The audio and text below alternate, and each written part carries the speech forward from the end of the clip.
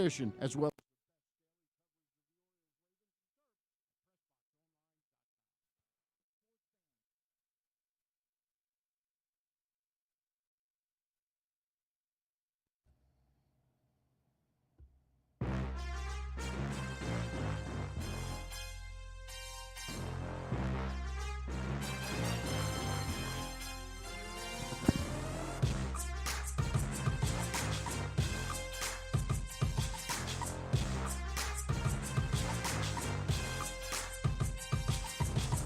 And now, introducing two guys that Pressbox found off the streets because, let's face it, if Glenn Clark can do it, any idiot can do it.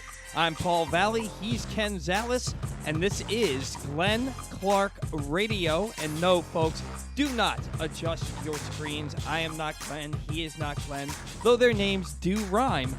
We're taking over GCR while Glenn is on assignment. Ken, how are you this morning? I'm wonderful today. It was a good sports weekend. You know, lots of interesting things outside of the NFL. I'm sure maybe we'll get into them as we go along. But, you know, all things considered, sun's out. It's not 2 degrees outside. It's not snowing. Let's go.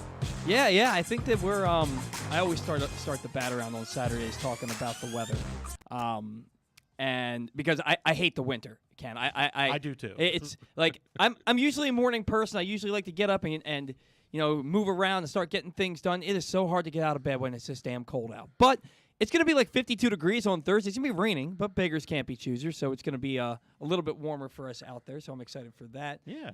You have a good weekend, man. Yeah, it was great. You know, watched a bunch of tennis. You know, I know Glenn's usually the tennis guy. I like tennis. I'm not into it like he is, but Nadal with epic comeback, 5-setter. 21st major. That's a big story. Got to watch some soccer. Watch the United States do what the United States does, which is lose to Canada apparently recently. And then again, we got 2 really good football games. They didn't start that way, especially in the Kansas City Cincinnati game. But when your team's out. And believe it or not, folks, my team is actually the Ravens. I'm accused all the time not being a Ravens fan. I just want to be entertained. I just literally want to be entertained. I don't want to. I don't want to watch bad football. And you know, for 2 weeks now, I mean, my God, you can't ask for anything better than what we've gotten from the NFL. So many people were up in arms after that wild card round about how there shouldn't be 7 seeds. Look at these games. You had 4 blowouts in that first weekend of football games, and you have some of the best football that we've seen all year the last 2 weeks. Like, you can't ask for more than what we've got in the last 2 weeks. No. Look, I mean, anybody that's upset that you get to see more football, I don't care if they're blowouts or not. It's football. Exactly. You know, make it 8 teams next year so nobody gets a first-round bye. I don't care. I just want to see good games. And, you know, I always took it as this way. Like the 7 seeds, sometimes you'll get a 7 seed, and it didn't happen necessarily this year. But I guess it sort of did but you know, sometimes teams struggle early and then they're on a roll, and you don't. When you get that 7 seed that's won 5-6 games in a row, are we really upset that they made the playoffs? We want to see those teams in the playoffs. So yeah, and then I mean, they've just been such good games, and you know, I commend whatever Cincinnati did on the defensive side of the ball, and I guess ultimately deciding that we need to go after Mahomes a little bit more and try to get him on the ground was the deciding factor. They really didn't do a whole bunch of that in the first half. But whatever their ultimate, you know, change at halftime, that's to be commended because that was a different team. Pat Mahomes looked like somebody took over his body at halftime because he was literally unstoppable until the end of the first half, where for some reason they decided, oh, we don't need 3 points. We'll just, you know, let the clock run out and try to score a touchdown, and didn't work out for him and cost him. But he was just off. He wouldn't take, I guess, whatever the Bengals were giving up, because against Kansas City you got to give up something. Yeah, you can't stop everything. He was like a different quarterback altogether in that second half. It was definitely a tale of two halves for the Kansas City Chiefs, because in that first half, their first 3 drives, they go down, they score touchdowns. That fourth drive, like you said, they get down inside the 5-yard line. There's 13. It's funny because there were 13 seconds left last week, and he goes down 2 plays, gets the game-tying field goal. 13 seconds left inside the 5-yard line, and they can't get in the end zone. Not only do they not get in the end zone, they don't get points because they throw a play that stays inbounds, doesn't get in the end zone, and the clock runs out with no timeouts. Yeah, I mean, you got people on Twitter talking about Andy Reid, and this is, when he loses and he doesn't, look, he Kansas City doesn't lose a lot. I mean, they're in the AFC Championship for the 3rd straight year, but when they do lose, you always kind of say, well, this is what Andy Reid does. He doesn't know when to not be ultra aggressive. He doesn't know when to use clock and run the ball, and they got away from the run. They were running it well. Both McKinnon and Edwards-Helaire were averaging almost 6 yards a carry, and then really didn't see a whole bunch of Edwards-Helaire in the second half at all. And he was pretty effective in his limited time in the first half, and it just you got away from it. And look, Cincinnati with those weapons, eventually they're going to get you. I mean, we can bemoan that they're in the same division as the Ravens, but Joe Burrow, and we've seen this a lot, he's tough to root against. He really is. I mean, he's I mean, going back to his college days at LSU, I mean, he's a tough guy. He seems like he's a good dude. Seems like, he's not over the top. He's not a me guy. And that offense is tough to shut down. They have weapons all around the field, and eventually those things, come back. And, the 2 escapes that Joe Burrow made, to get out of sacks. I mean, really, you look back at it, it's a difference in the game. Mm-hmm. I mean, he doesn't convert either one of those, and they don't make the epic comeback and win it in overtime. And, here we are. And then you look at the NFC game, and weird game. Really weird game. I mean, San Francisco didn't have the ball in the first half. Yeah, and they're up at halftime. Right. It was just wild. And, and seemingly, the Rams, especially in the first half, went up and down the field at will. The interception, the throw was behind, it's bad pass, should have been a touchdown from Stafford, a little bit behind Kupp. But, what the turnaround for Odell and what he's meant to that offense, especially when Robert Woods went down. And Kupp he's just amazing. He's absolutely incredible. I could sit there and just watch his routes and just watch how he plays football. And he doesn't get enough credit for the blocking that he does.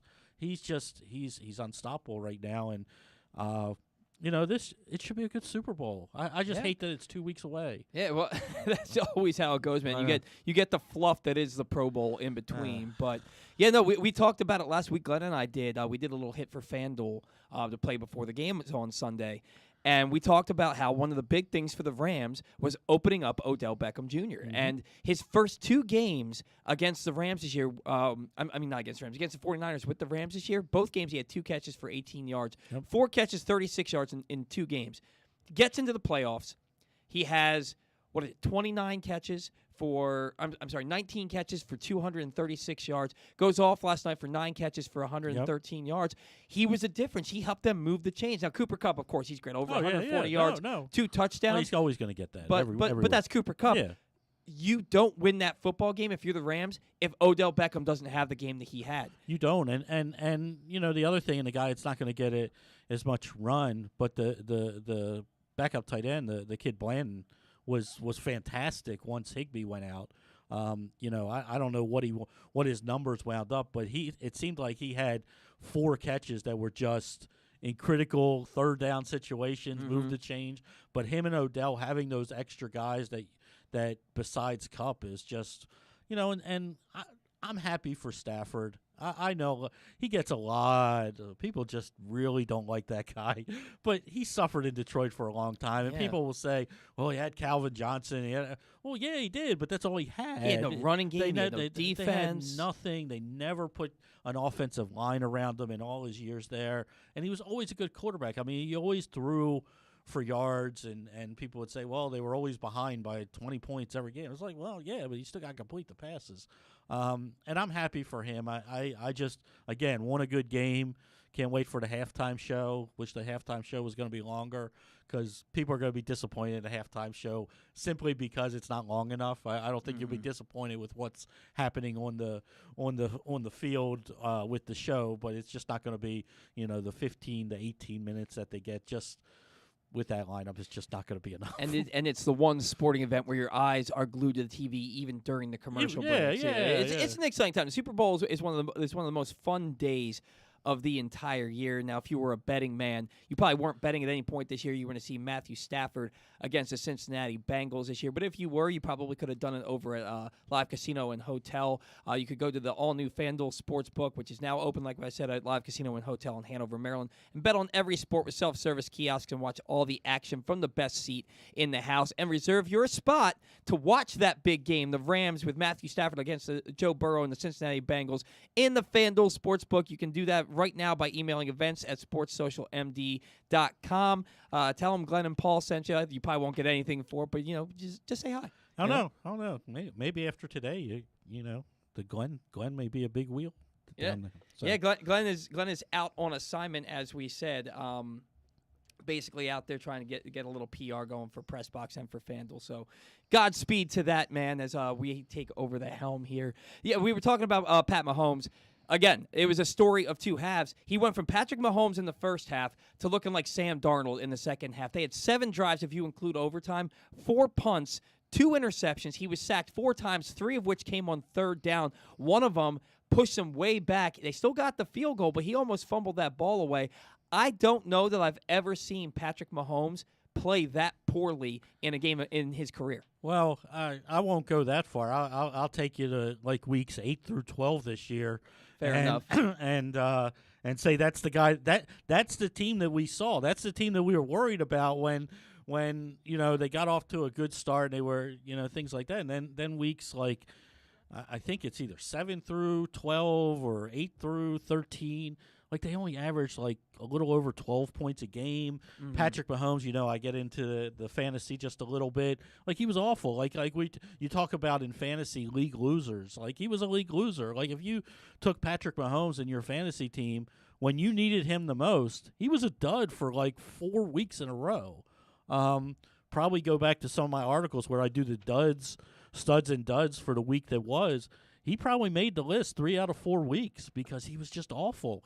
So they kind of reverted back to, if it wasn't Hill or Kelsey, we don't have any other choice. And that's what it sort of turned into. They would look, and I can't blame them too much. And I think the biggest thing, again, is they got away from the run game. But, your first look is either Hill or Kelsey, and your second look is either Hill or Kelsey, whichever one was your first look.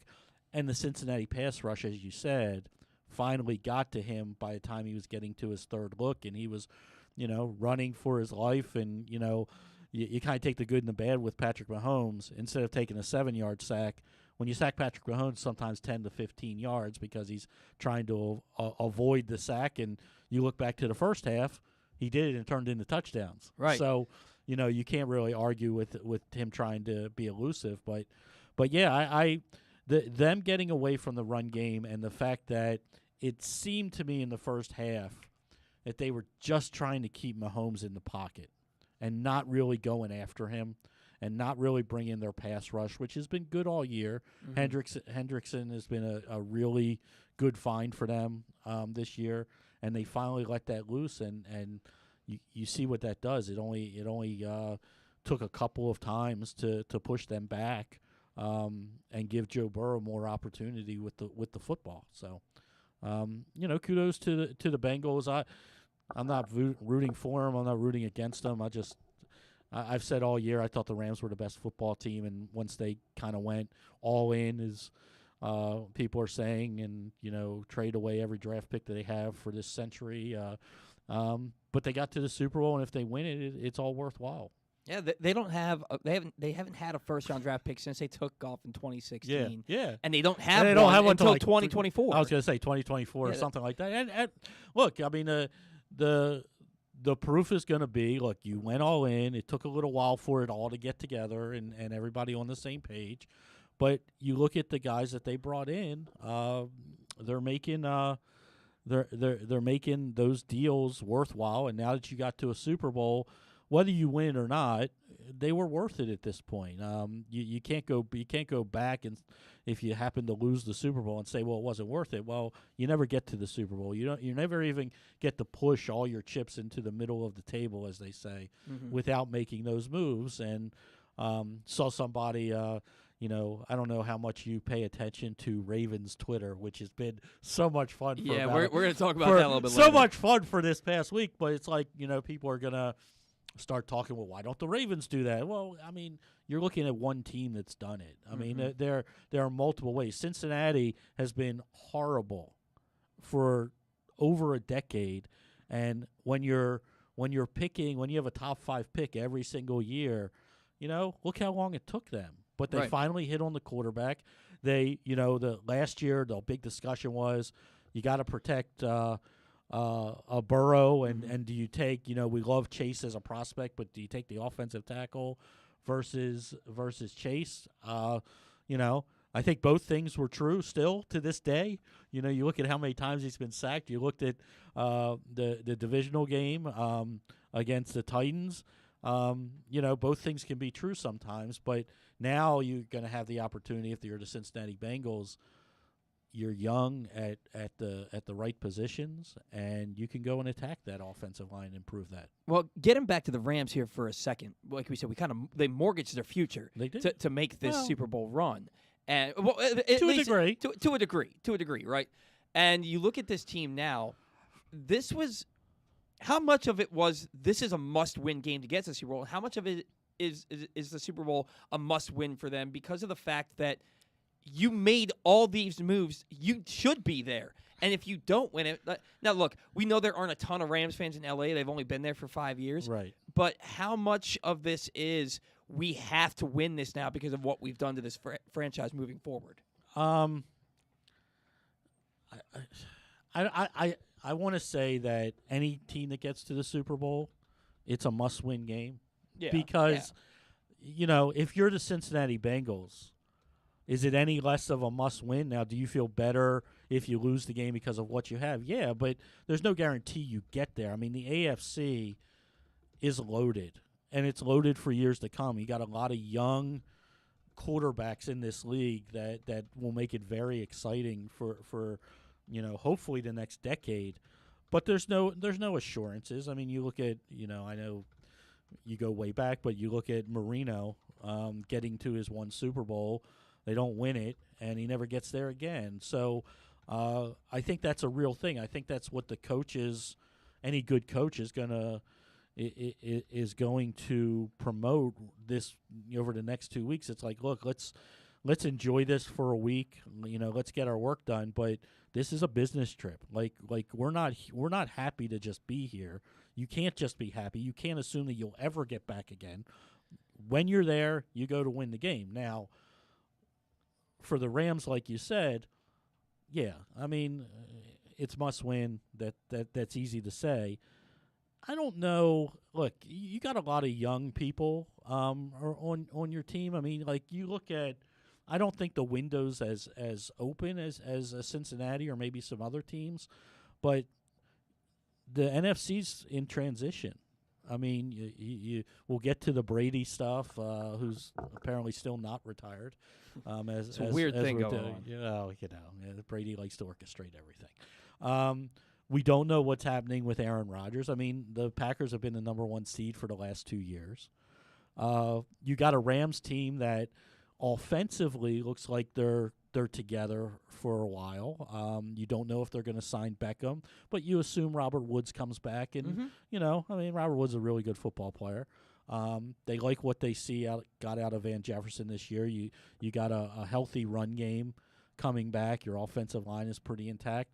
On the defensive side of the ball, I think you still need to add a couple of pieces here and there. But yeah, I mean, they did go for it, and they said, we'll figure out the draft picks later, and we'll figure all that out. But if getting to the Super Bowl makes it worthwhile, Yeah. Now you just got to go and play and but I just say it's no more must win for them than it is Cincinnati. I guess. You look at Cincinnati, they're kind of on the other end of things here, where yeah. they've won 6 games the previous 2 seasons combined, and that they weren't supposed to be there. Now they're arguably the hottest team in football. They go out, they win the AFC North, they beat the number 1 seed, they beat the number 2 seed, they get into the Super Bowl.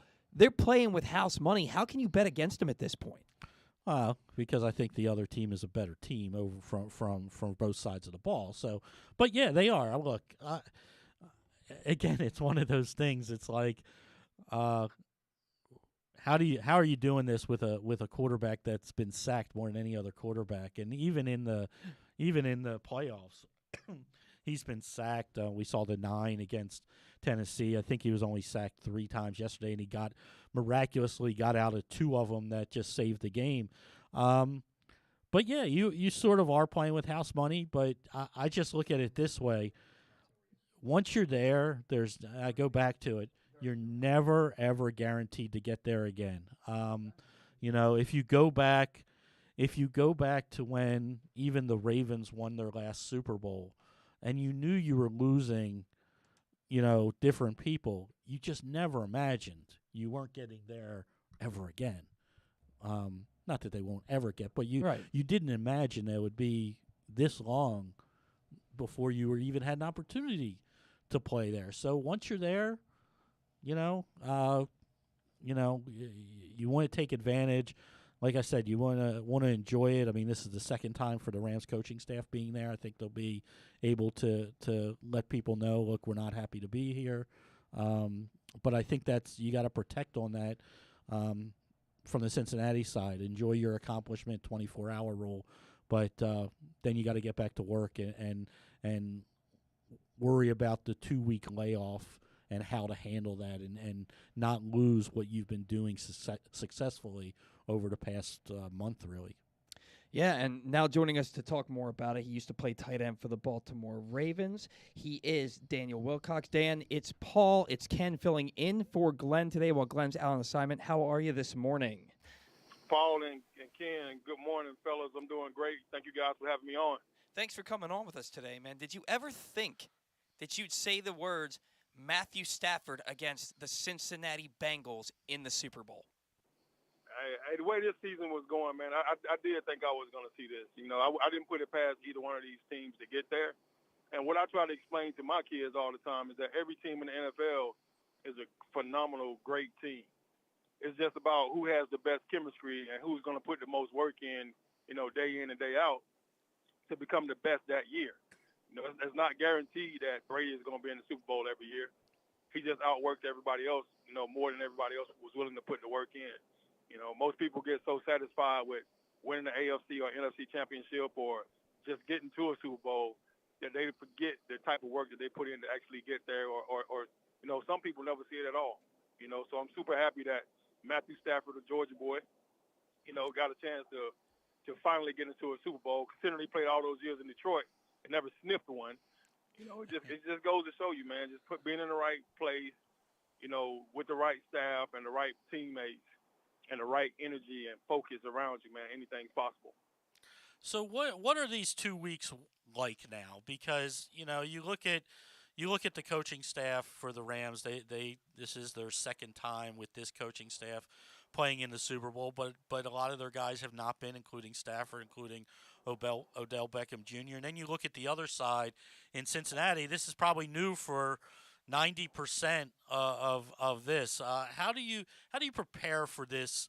We're on a roll and not to lose that, because they, like you say, I mean, we talk about teams of destiny and things like that, but they're playing their best football right now, and I bet both teams would rather it be next Sunday versus the 2-week layoff. Absolutely. I mean, having that week off is well needed because you get guys back that was banged up a little bit and was kind of beat up a little bit, but this is kind of like proposing to your wife right now. It's that moment of excitement. This is about the closest thing that you can get to turning into a female as a guy. You're gonna have these moments where you're just gonna be screaming and be like, "Oh my God, we're going to the freaking Super Bowl!" It's like the wife, when you propose to her and she starts screaming like, "Ah, I can't believe I'm engaged. I'm getting married." So it's that same type of feeling, man. You got so much excitement and adrenaline running through your body. And everybody practices on the hop. Like, everybody is super excited at practice. Juices are flowing. Everybody's rejuvenated. You just feel fresh for some reason, man. It just makes you feel like it's like you're like a Disney princess right now, ready to go to Disneyland, man. It's crazy.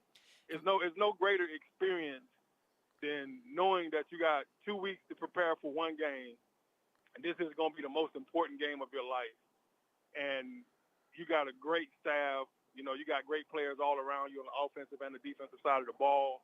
And this thing is in your own hands. It's in your destiny. You don't want to be the one to put your team at jeopardy of not having a chance to win this particular game. So everybody's going to be extremely focused.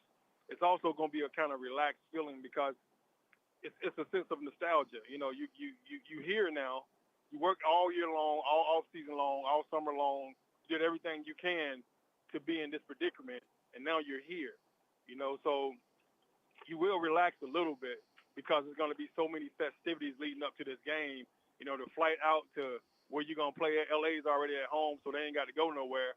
But it's media week, so you're going to be in front of the cameras every freaking day, in before camera, out the camera. That first week of practice is going to be a little light, a little chill. That second week of practice is going to be really, really turned up. I mean, it's going to be a very fun 2 weeks for these guys. They're going to be going to red carpet events. They're going to be doing all types of stuff, man. The team's going to have all different types of things set up for them. I remember getting rental cars. We all had rental cars. We was able to spend time with our families as they flew into town. And we went to the Super Bowl with Tampa Bay. And it was just a great experience, man. It really was. Once your family come in town, you go to work during the day, and the evening you get a little free time before you got curfew back in your dorm rooms. Some teams will give their players curfew earlier, and some of them won't, So it just depends on how it goes. And I think this would be a great week for both of these guys to experience something they've never experienced before. You're saying that you get the opportunity maybe to go to Disneyland after you go to it, but the Bengals have to already feel like they're there. They're certainly a Cinderella story, winning just 2 games 2 years ago, worst record in football. Last year, the highlight of their season was beating the Pittsburgh Steelers on Monday Night Football. Fast forward to this year, they go out, they win the division. Now they beat the 1 seed, they beat the 2 seed. They're in the Super Bowl. Joe Burrow is going to be a problem for a long time, and so is the Cincinnati Bengals team, aren't they? It's going to be interesting to see how it plays out. It's one of those things like what Wink Martindale said that, you can't get a guy a gold jacket yet, right? Right. It's only 1 or 2 years he's been in the league, man, but you definitely see the potential. Just like Patrick Mahomes, you saw the potential, 1-2 years in the league, he's in the Super Bowl. Same thing with my guy out in Seattle, Russell what's Wilson. his name? Yeah, Russell Wilson. Russell Wilson. Wilson, yeah. Russell Wilson. Just like Russell Wilson out of Seattle, when he came in, he took the league by storm. But you see how hard his battle has been to try to get back to the Super Bowl after those 2 back-to-back. It's been extreme pressure for him to try to return back to greatness. We thought he had it this year. In the last couple of years, his name's been in the MVP talks. So, I mean, it's going to be interesting to see what happens with Joe Burrow, man. I'm definitely excited for that young man's career and hope. And you can see the tide turning. You see all these young quarterbacks coming up, to Josh Allen, Burrow. You see all these guys starting to show up. And they're making plays, man, week in and week out. It's good to see a young quarterback in the Super Bowl this early in his career. And I hope this is a good sign of greatness for that man and that he goes on to become a Hall of Fame type player like a Tom Brady would.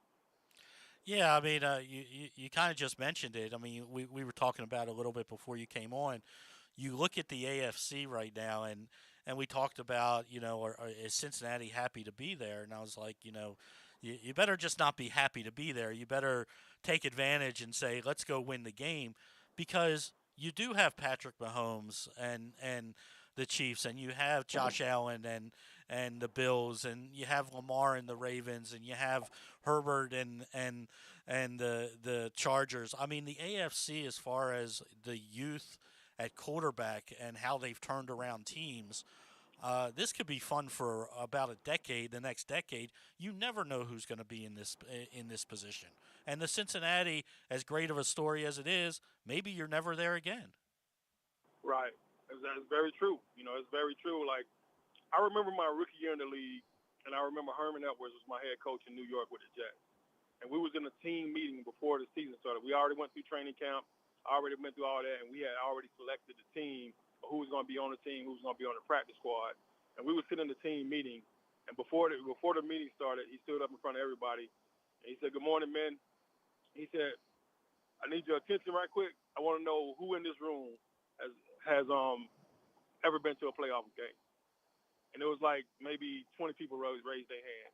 And this is a room of like 70 guys. Like 20 people raised their hand. How many of y'all been to the second round of the playoffs? Like 15 people raised their hand. How many of you guys been to an AFC or NFC championship game? Like 5 people raised their hand. And he was like, "How many of y'all been to the Super Bowl?" Nobody raised their hand. I mean, this is with Vinny Testaverde in the room. He had been playing for 20 years. Yeah. You know, on his 18th season, I think, at the time. And I'm sitting there thinking, like, wow, this dude been in the league 18 years, and he's never been to a Super Bowl, and he's a first-round pick quarterback. Like, when you bring these guys in, you expecting them to change the whole complexity of your franchise. And you don't realize, like, how hard it is just to make it to a playoff game, because we take it for granted so easily, right? You know, now they added an extra game, so that gives guys an even better opportunity to put themselves in position to make it to the playoffs. You know, so to be where Joe Burrow is right now, I mean, is a freaking phenomenal experience, but it's also, it could be the gift, it could be the curse. You know, it depends on what kind of mindset Joe Burrow has and what kind of tenacity he has and what kind of character he has as a person. I mean, nobody expected Tom Brady to be Tom Brady. You know, that you heard the scouting report. They won't never let it die down, you know, because they want you to know that you can't judge a book by its cover. You know, he's the ultimate judging a book by its cover, you know, book.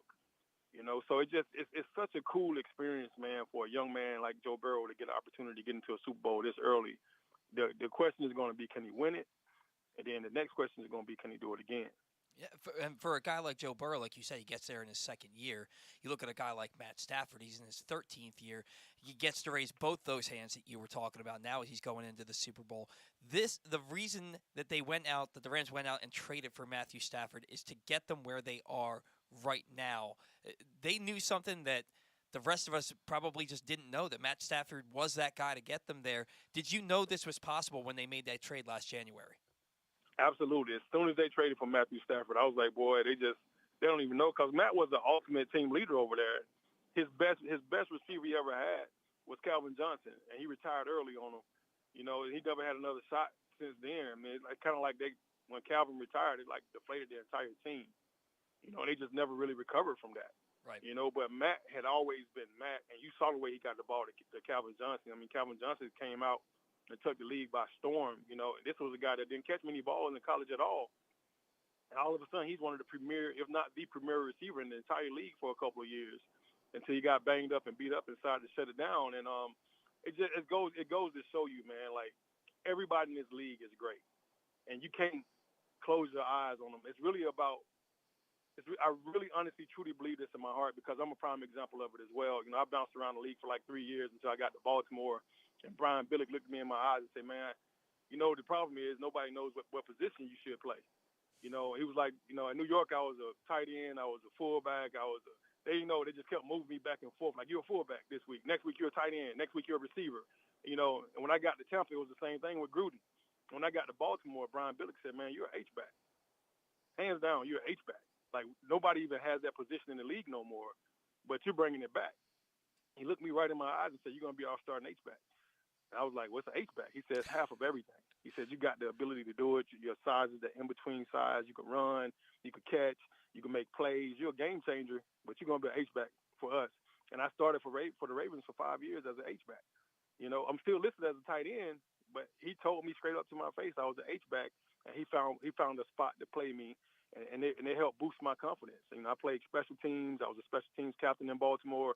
That's the same thing that happened to Matthew Stafford. He just got rejuvenated by somebody bringing him in and said that you're a Super Bowl quarterback, and you're going to help us get there. So let's bring it home a little bit and talk about the Baltimore Ravens a little bit.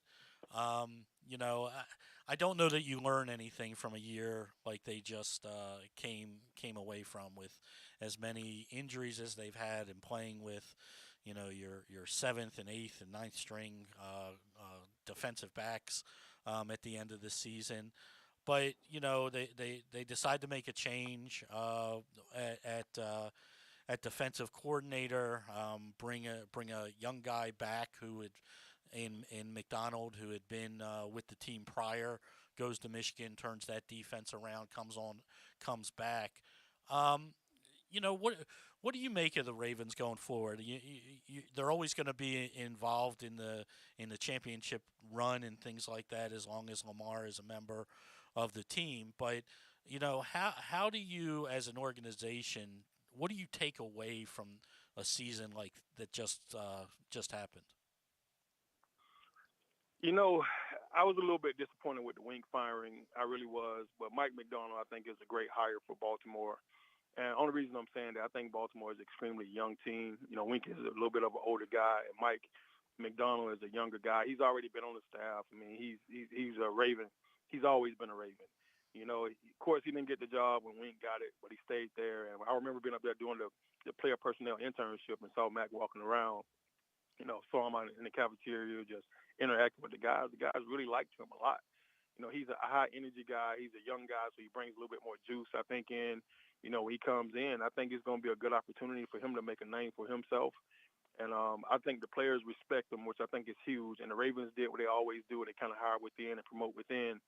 So I think by bringing him back from Michigan, after spending one season there, then I think this was a good move for them because they bring in somebody that's familiar. To the players, it's not like it's somebody new. You're just showing them that this is just how football was played this season for them. It was the next man up. Wink is gone. Next man up is Mike McDonald, and he's already a Raven in the player's mind. So it's not too much of a change. They already kind of know what his energy is. They know it's going to be an exciting defense because he's still sticking with the same format that they already played in Baltimore. You see the things that he did in Michigan with the Ravens defense. He altered it some, moved guys around a little bit, and he helped develop those players. And that this entire game is really, really, really, really based off confidence. So what he did in Michigan was give those young players confidence that they can go be great. And they came from being like the 90th ranked defense in the nation to top 10 in the nation. I think they ended up being ranked number 8 in the nation this year. So when you see that type of thing happen, such a drastic change, it just shows you that he went in there with confidence and he instilled his confidence into those players and he believed in them.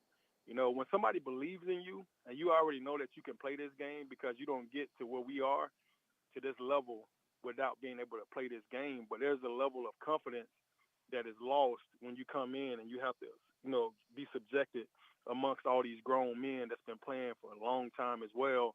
And now you realize you just as talented as them and they just as talented as you. And it's not really much separating the two.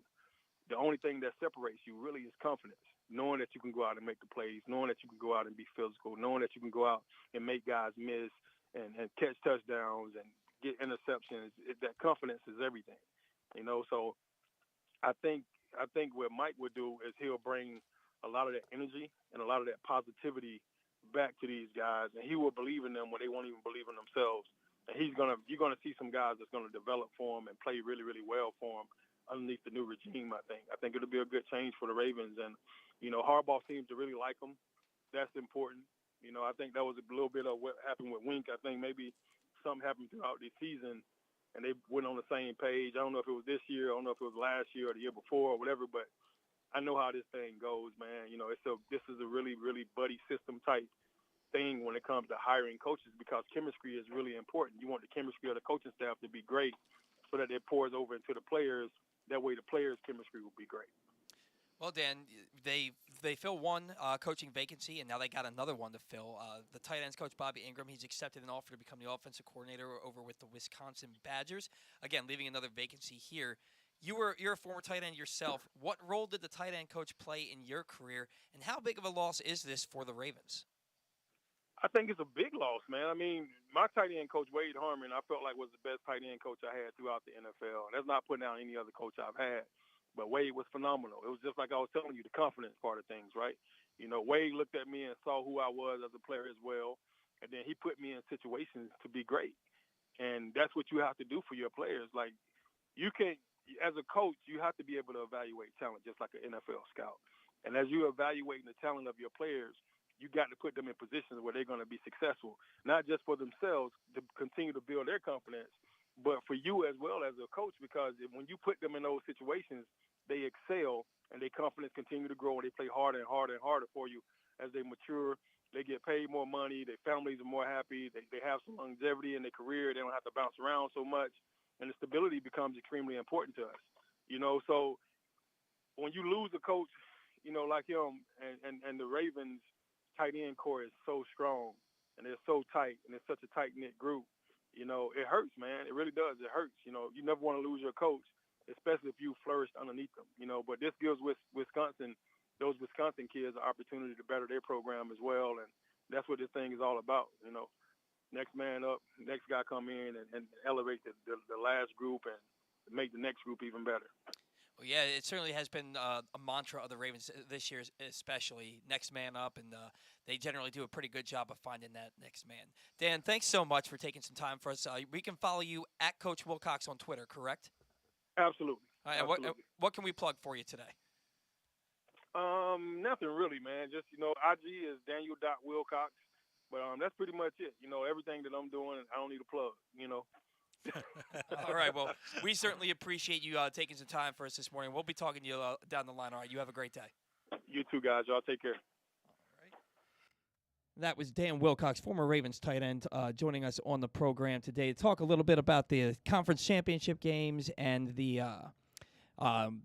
Ravens situation moving forward. Was there anything that he just said that stood out to you there? I was interested to hear what he had to say about that about the tight ends coach and how important it is and how important those position coaches are to the players on the team. Yeah, I look. I mean, the one good thing about the Ravens tight end room is that Mark Andrews is established and he's one of the top tight ends in the league.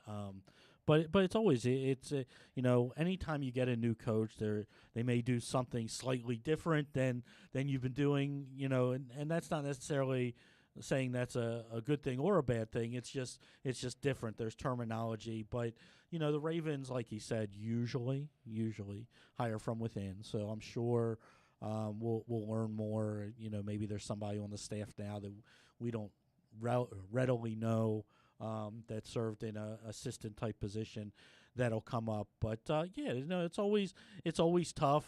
You lose your sounding board, in some cases a mentor. So it's always difficult, whether it's any coach, that there's a change of philosophy, and especially if it's somebody that you don't have a trust factor with automatically, or maybe have never used as a sounding board or seen how they coach you.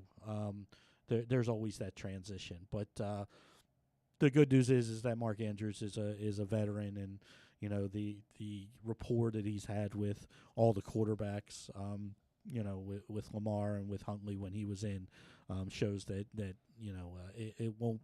It's a shame, but you feel good for Coach Ingram, moving up in the world a little bit, and it'll be an adjustment no matter what, but for that particular group, I don't think it's going to be devastating.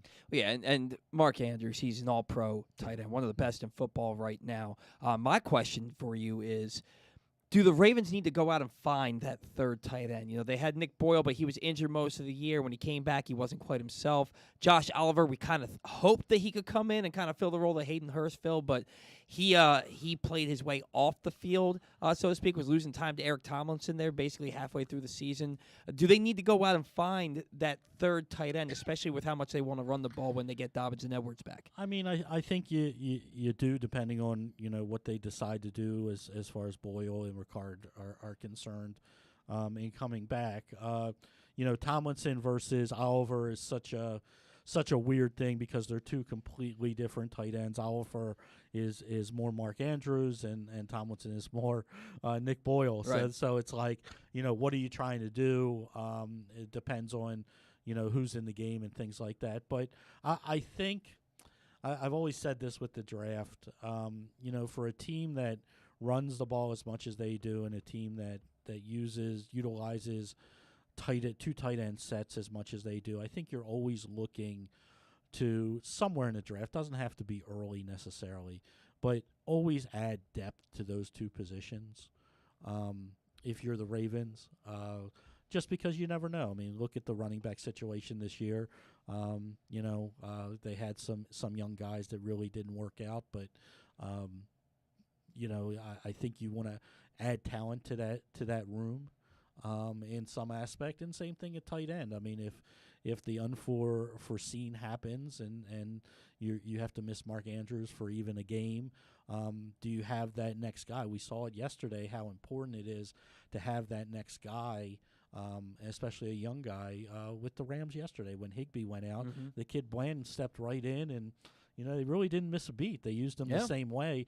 We haven't seen that with the Ravens a whole lot at the tight end group. But when you're missing Boyle, you're missing Boyle. When you're missing Andrews, you're missing Andrews. Like there's been no like 1-for-1 replacement that can do similar things to them. So I think yes, I think you have to continue to grow at those positions unless we see an overall philosophy change from the offensive end.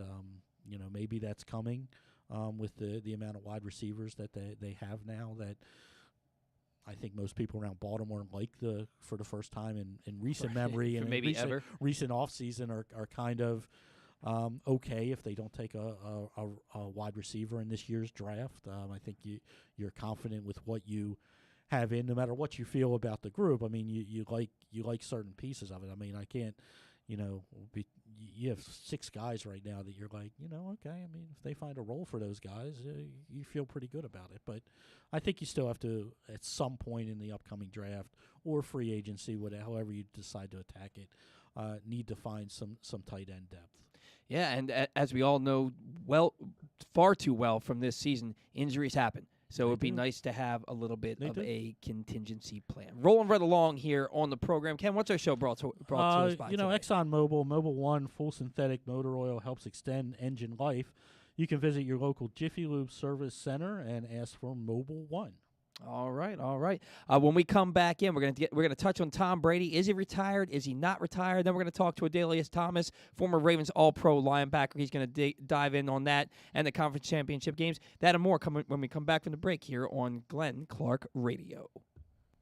Sports fans, the wait is over. The all-new FanDuel Sportsbook is now open at Live Casino and Hotel in Hanover, Maryland. This is your chance to win big right in your own backyard. Bet on every sport with self-service kiosks and watch all of the action from the best seat in the house. Make every moment more at the all-new FanDuel Sportsbook at Live Casino and Hotel in Hanover. Please play responsibly. Gambling problem? Please call 1-800-GAMBLER or visit mdgamblinghelp.org. That first sip. That first bite. Start your day off right with a delicious breakfast at Royal Farms. Choose from a fantastic selection of fresh Royal Farms breakfast sandwiches and top it off with a rich hot cup of the freshest coffee in the world. At Royal Farms, breakfast is available day and night. It's the freshest breakfast in the world. Real fresh, real fast. Royal Farms. Duffy's Garage is a family-owned and operated car care facility in beautiful Baldwin, Maryland. An authorized Maryland inspection station and Napa Pro Care Center with ASE-certified techs. Tell them that Glenn Clark sent you and receive 10% off your service with a max discount of $150. You gotta trust where you take your car, so take it to where I take mine. Duffy's Garage in Baldwin. Duffy'sGarageMD.com. The latest issue of Press Box is available now, and it's our very special annual Best of issue. On the cover, we celebrate Justin Tucker as our Mo Gabba Sports Person of the Year, honoring his historic on-field achievements, but also the unprecedented relationship he shared with Baltimore. Inside, we recognize the top people, performances, and moments of 2021, including Cedric Mullins' incredible season and the dominance of local Paralympic athletes. Press Box is available for free at over 500 area locations, including 60 Royal Farms stores. And you can always find the entire edition, as well as the best daily coverage of the Orioles, Ravens, and Terps at PressBoxOnline.com. The biggest pro wrestling stars today and all time all have one thing in common. You've heard them on Jobbing Out. Matt and Nick Jackson, the Young Bucks. Thanks for having us, man. Appreciate it. The great Kurt Angle. Thanks for having me on the show. I appreciate it. Matt Riddle. Yeah, man. Thanks, man. The champ, Drew McIntyre. Oh, thank you for having me. The great Ron Simmons. Damn. Keith Lee. Appreciate you guys having me, man. Bill Goldberg. My pleasure. Charlotte. Thank you so much for having me. Mick Foley is with us. This is the greatest name for a wrestling show I've ever heard. MJF. I'm glad you're happy I'm on this show because I'm freaking miserable. Le champion.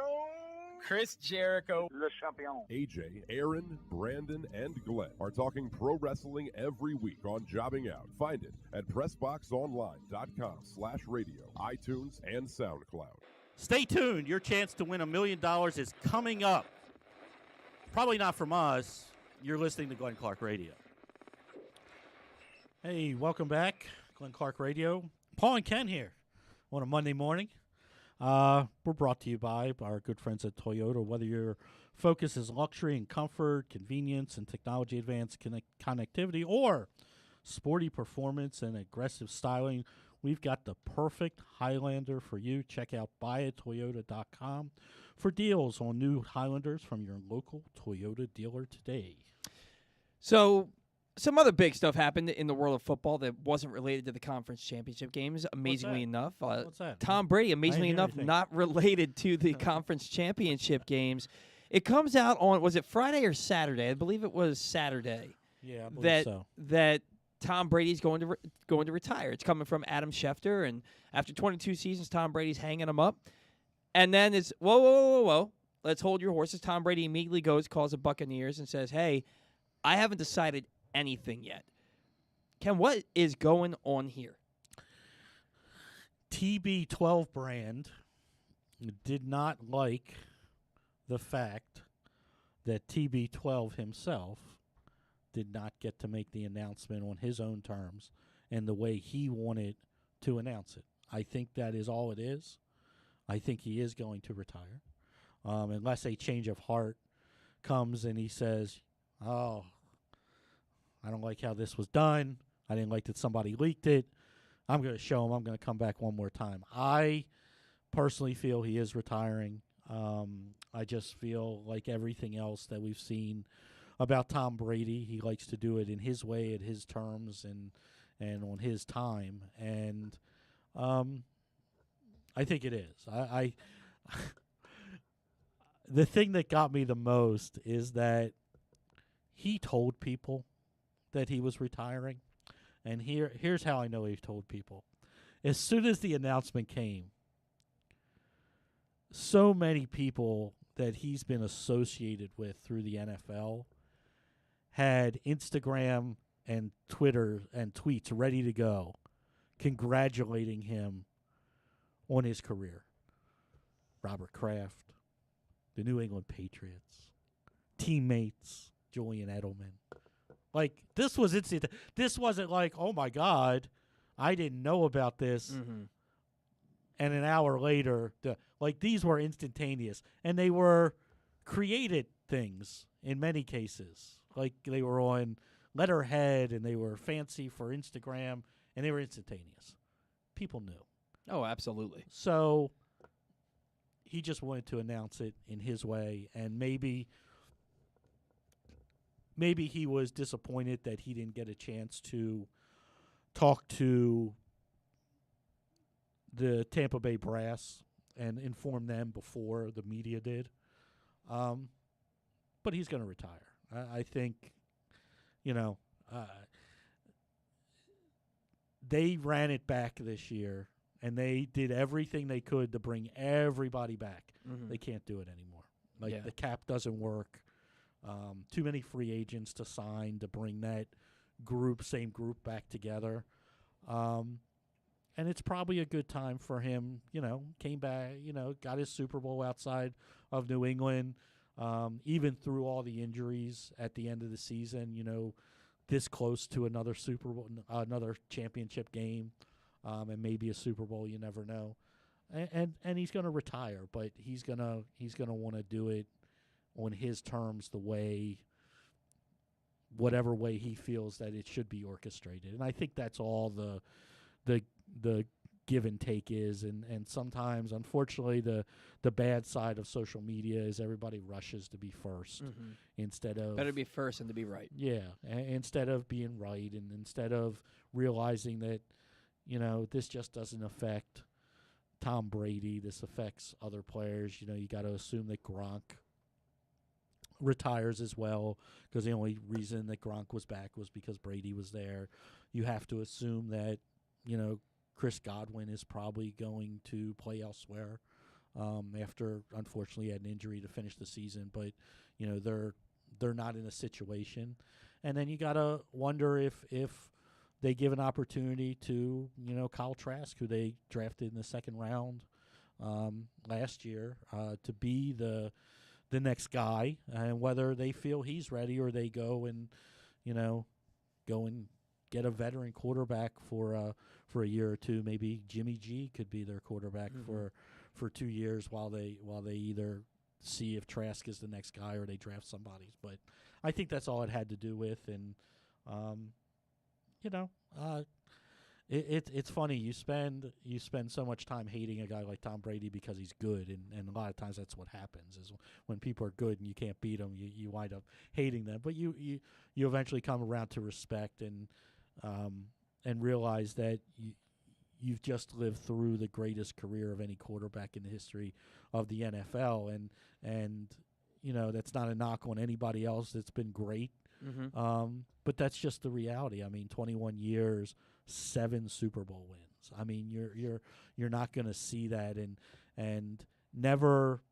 I mean, yeah, we can point to, he played with Randy Moss, but and he had probably his best weapons overall in his 2 years in Tampa Bay when you think about it. But there are lots of no names that he made into great players that you know the names of. I mean, Julian Edelman was floundering, and before he went to New England, Wes Welker's a guy that we all remember and what he did for him. And then, you know, a bunch of no-name wide receivers and tight ends outside of Gronk that they did it with. How many he played with Randy Moss. How many Super Bowls did he win with Randy Moss? What was it? Was it any or one? Zero. It was zero. I know he had the record-breaking year with Randy Moss. But they got there, but they lost. Yeah. You know? So, you know, and what was that, the catch? Yeah, the David Tyree catch, the catch. But yeah, I mean, it's just, I think it was good. It was good for everybody to see him out of New England, because it was always like, well, is it him? Is it Bill? Is it the New England way? Is it because they cheated every time they had an opportunity to cheat and whatever?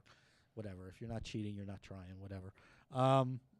And it was good to see him go somewhere else and have that success. And even today, you know, this year, it's like, you wish your quarterback had that kind of command over their offense and read defenses like he still understands and has the arm and the mental capacity at age 45 to do what he's done. It's just amazing.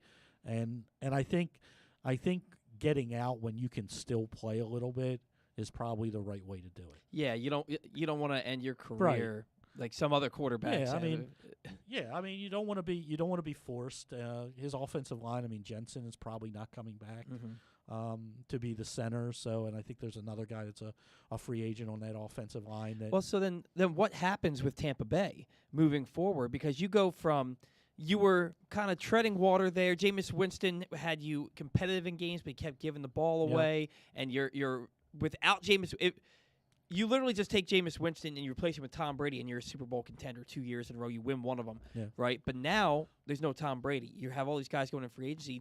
Does Tampa Bay kind of fall back to what we're used to Tampa Bay being before the last 2 years? You know, I think they probably do, and I think they probably should. I think that, you know, I know it's going to be tough for the coaching staff that's there, because the coaching staff was put into place to win Super Bowls and things like that. But I think a rebuild is probably the smart way to go about it. I don't know who, you know, you're going to lose so many guys from that team. I mean, you just are. The way they structured everything, they can't keep all these guys. They really can't re-sign many of the guys. Even Brady retiring, I think he has a $25 million cap hit this year on the books, you know, whether he retires or not.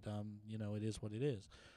I think you probably have to go into a little bit of a rebuild mode. I don't know what outside of Aaron Rodgers.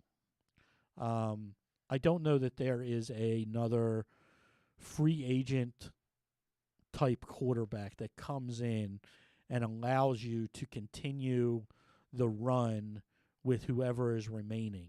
Like I said, I think, I like O.J. Howard. I like Cameron Brate, but they don't have that same connection as Brady and Gronk do. So Chris Godwin is a fantastic wide receiver. I don't know that they have a replacement for that guy. I don't know that they have a replacement for Leonard Fournette, who I believe is a free agent as well. They have two pieces of the offensive line. They have some pieces on the defensive line like Sue and guys that are free agents. I think there's a lot that's going to be turned over in Tampa Bay without Tom Brady. And even if Brady remained, there was going to be a lot of changes. I think this is the right time for him to get out, and I think it's the right time for Tampa Bay to kind of go in a little bit of a rebuild mode and not – I don't think they can sustain what they've built over the last couple years. And somebody who certainly knows a lot about Tom Brady. He was an all-pro linebacker for the Ravens, moved on to New England, and got to play with number 12. He is Adalius Thomas, and he's joining us here on Glenn Clark Radio. Adalius, it's Paul, it's Ken. How are you this morning? I'm doing great, guys. How you guys doing? Doing fantastic. While we're in the break, we were talking a little bit about the currently not retired but soon to be retired, we assume, Tom Brady. Look, I mean, we've heard all the accolades, we know all the numbers, but what's it like to be his teammate? Tom was a great teammate. He worked hard, first in, last out guy. It's hard to not like him if you play with him. He competed, but was a great leader.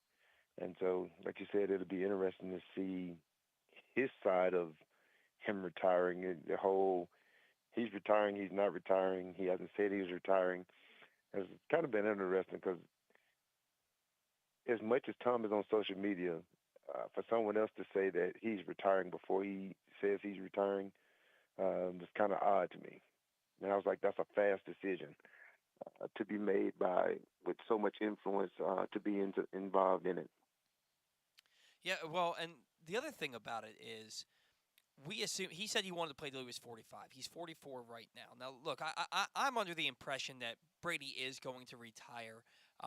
However, it didn't come out the way that he wanted it to. But if he decides, no, I'm not done yet, is he coming back to Tampa Bay? Or, I mean, Ken and I were just talking, Tampa Bay's team is not going to be the same by a wide margin next year. Where is he going to play if he decides he still has another year or two left in him? Yeah, he can always pick up a challenge. He can always pick up a challenge by going somewhere, trying to be a quarterback. He lost a lot, like you said, with Fournette, Brown. I think his receivers, you got Godwin and Evans, and Evans to me is a little inconsistent. Godwin got hurt, but I'm not sure where he could go and contend. I don't think he's too old to be trying to deal with a rebuild. He only has one at two at most, I would say, years if he wanted to stay. And so when you think about those and you look at these young quarterbacks that's coming in, and he needs to go somewhere where all they need is a quarterback. They have all the other pieces kind of being there. And where would that be?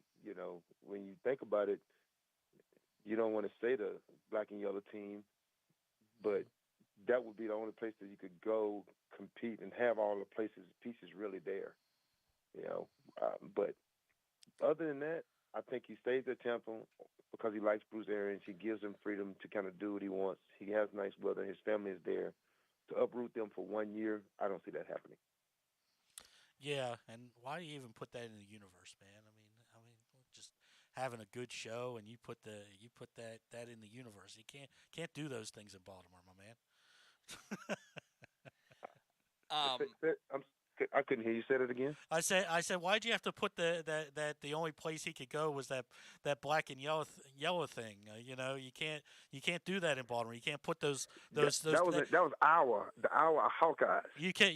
Oh, yeah. Okay. I was like, you can't do that in Baltimore and put that energy in the universe. So you can't do that to everybody.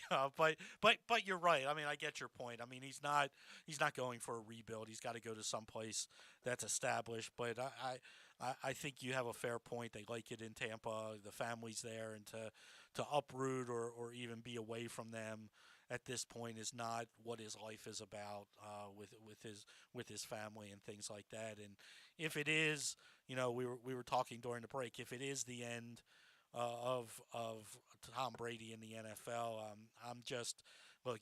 When he's with the Patriots as a Ravens fan, you just absolutely hated him. But eventually, you got to just respect what he's done in his career, and to go to Tampa and still play at that level and to win a Super Bowl there.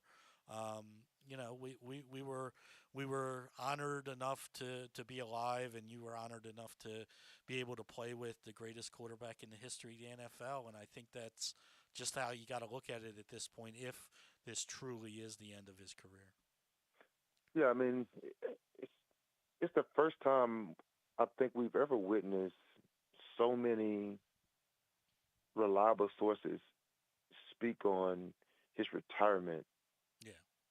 And then not have any kind of confirmation from him. And so who put that out there, I'm not sure. But you have Adam Schefter and all these other guys that kind of usually, that's their thing, they get news before everyone else in certain instances. But for his camp to be mute, his dad to say, his retirement would come from him. And Tom is very active on social media. So to let someone else take that piece, that's something that's so important, is it's just been very shocking to me to see it, and for it to be so fast. Like, that was a fast determination to me. And so it'll be interesting to see when he comes out, if it is true, if it's not true, or how it really, if he even addresses the issue that he had with it. Yeah, it was a quick turnaround there. No matter what, though, I think that when we look back on Tom Brady's playing career, I think he's the one player you can look back on. You can actually call it the Tom Brady era. He defined an era of football. I mean, we're talking 21 seasons as a starter, 10 Super Bowl appearances, and 7 championships. Somebody else who, if we look 30 years from now, we look back on it, we might be looking at the Pat Mahomes era. He seems to be on that path. 4 straight AFC championship games, all at home. The way he started that game yesterday against the Bengals, 3 touchdowns in his first 3 drives. Looks like they're going to punch it in for a 4th one, but the clock expires on them. That game yesterday, what happened in the second half that turned that game from a runaway for the Chiefs into the Bengals making a trip to the Super Bowl? Well, to me, arrogance. Arrogance and lackadaisicalness of situational football. For Tyreek Hill to catch the ball and not try to get out of bounds on that issue, or Mahomes should have threw it over his head so that it's just incomplete. That right there is like the football guy said, "Oh, you want to disrespect the game? We're going to show you something in the second half." It was just like, from that point going forward, everything was just really Cincinnati. Patrick Mahomes was not. He had guys open when he was holding the ball, and he wasn't very good in the second half. Oh no, he had 7 drives in the second half in overtime, 4 punts, 2 interceptions, 3 sacks on 3rd down. They come away with just 3 points in the second half after taking that 21-3 lead in the first half. I don't know, Adalius, I've ever seen Patrick Mahomes look like Patrick Mahomes in the first half and then look like somebody completely different in the second in the course of a quarter. It was a drastic difference. Well, if you think about, if you just kick that field goal, the field goal at the end of the game is to win the game, not to tie it. Correct. Correct. Yeah. And it goes back to the whole thing. I fought Andy Reid. I fought the enemy. I fought Tyreek, Mahomes, all the way across the board. But it starts at the top with Andy. Like, okay, we got one, is either in the end zone or is out of the end zone. But we're not throwing nothing short. because we don't have any timeouts. Right. And they're way too smart for that. Way too smart. You just scored 13 seconds the week before. Yep. Mm-hmm. And then you come out here and you right here and you know the situation like, okay, I got 3 points. Cool, let's kick this in, score this, and get the ball when we come out to have a chance to score again. Like that right there is just when I seen that, I'm like, this. As soon as it happened, I'm like, this gonna come back to bite them if they lose. Yeah. I said, because the tale of two tapes always kind of happens in some shape, form, or fashion in the playoffs.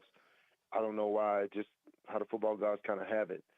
But whether it's, every year one team is down and then they turn around the second half and comes back in some shape, form, or fashion in the playoffs, and that was the game. And so great for Burrow and, those Chase and those guys, but for they were running the ball well. I mean, just the turn of events of just night and day of like the lack of energy and urgency. Yeah. I don't know if it's because they're like, okay, we've been through this before. Like, yeah, but that was a different team. But you used one team's the same. You used the right word, and I like the word you used, and it was arrogance. And sometimes, when you talk about Andy Reid and you talk about his history in the playoffs, it was arrogance because, like you said, they were running the ball well. They were getting almost 6 yards a carry with McKinnon and Clyde Edwards-Helaire, and then they just stopped running the ball altogether. Clyde Edwards-Helaire was barely on the field in the second half, and nothing against McKinnon at all because he played really well throughout the entire playoffs. But when you got a guy that's averaging near 6 yards a carry, you want to get him some touches and shorten the game when you're up 18 points. But yeah, I think a lot of people, in this wonderful Twitter reactionary world that we live in, kind of said, just take the 3 points even with 5 seconds before they ran the play, But it was. I like the word at the end of the day is arrogance, and I think you hit it on the head. It's like we're up 18 points, we got this. They haven't been able to stop us until they did, and then they didn't know how to react, and never went back to the game plan and what was working for a full half of the game. And you give a team like Burrow, you give an offense that has that many weapons, like Cincinnati does within the run game and the passing attack, eventually they're going to score points, and they came back and bit them. Well, I will say this: the referees messed that game up. They missed 2 crucial personal fouls on Cincinnati. Mm-hmm. Yes. They hit the punter, they hit the guy that caught the ball, and he came in and hit him. I'm like, dude, you can't do that. That's a flag. That is a blatant flag. That is 15 yards. He has the ball. He catches it. You hit him, wrap him up, and then throw your hands up. You can't do that, dude. That is 15 yards. You caught the ball on like the 10. That's the 25-yard line now. The next play, the guy runs out of bounds. He hits the guy well out of bounds. The guy's a step out of bounds. He hits him. And then he runs in there. That's 30 yards. So you go from the 25 all the way to the 45. You're at the 40-yard line, and they got 2 first downs. So you're in field goal range right there. And that, to me, is people don't even think about that play, but that is a momentum shifter. It shifts the field. It shifts everything. They end up punting from like the 40-yard line and punted it down or whatever. But with those 30 yards, they're in field goal range. And nobody's really thought about the refs, how they influence the game, although it shouldn't have came to that. But that is a key. I think it was the 3rd or 4th quarter. It came out and they did that. That is bad refereeing. When you have a guy fair catch, I mean, it ain't like your eyes or someone else. The guy catches the ball, and you come up and you wrap him up and hit him, and you don't call anything. Yeah, I mean, you can't even touch him. I mean, you can't even touch him on a fair catch. So I'm with you. Somebody said that they didn't call it because of the flop afterwards that Hardman made. He kind of all of a sudden gave it a little bit extra when he flew to the ground. But it's like you can't. The rule's pretty simple. You can't touch him. at all. It's not whether the guy decides to do a roll afterwards. It's Right. and the word and one of the things you bring up the refereeing that I noticed in the playoffs. I don't know. I mean, we'll never find the memo. It's almost like they told the referees, stop with all the ticky tack stuff. We saw very few, not as many taunting, not as many unnecessary roughness. Even in I believe it was the San Francisco Ram game, the one guy, they threw a flag, but then they picked it up afterwards, where there was a little bit of pushing and shoving afterwards Right. on a play. It just seemed. I mean, there were some helmet to helmets that they blatantly missed in both games. That it just seemed weird to me. Like you watch the regular season, they have points of emphasis, and they're calling everything. And flags are up, and unsportsmanlike are up all, and taunting is up, and then all of a sudden it disappeared, like just like that. It's like we're just gonna turn a blind eye to it. I think a lot of that, unless it was blatant, I just noticed that the games in the playoffs were officiated differently. Well, I'm waiting on them to call targeting on Cam Akers when he's running the ball, because the way he uses his helmet to the crown of his helmet to attack people every single time he runs the ball in the open field. He uses the crown of his helmet. He drops his head. He uses his crown of a helmet, and they're supposed to call it, and they have not called it. They haven't called it one time. When he hurt Baker, it should have been called in. 2 weeks ago when he played Arizona or whatever it was when they played, and they hit him and knocked him out, and they had to take him to the hospital and do all of that. Dude, he's using the top of his helmet and it's like if a defensive player does it, it's supposed to be called.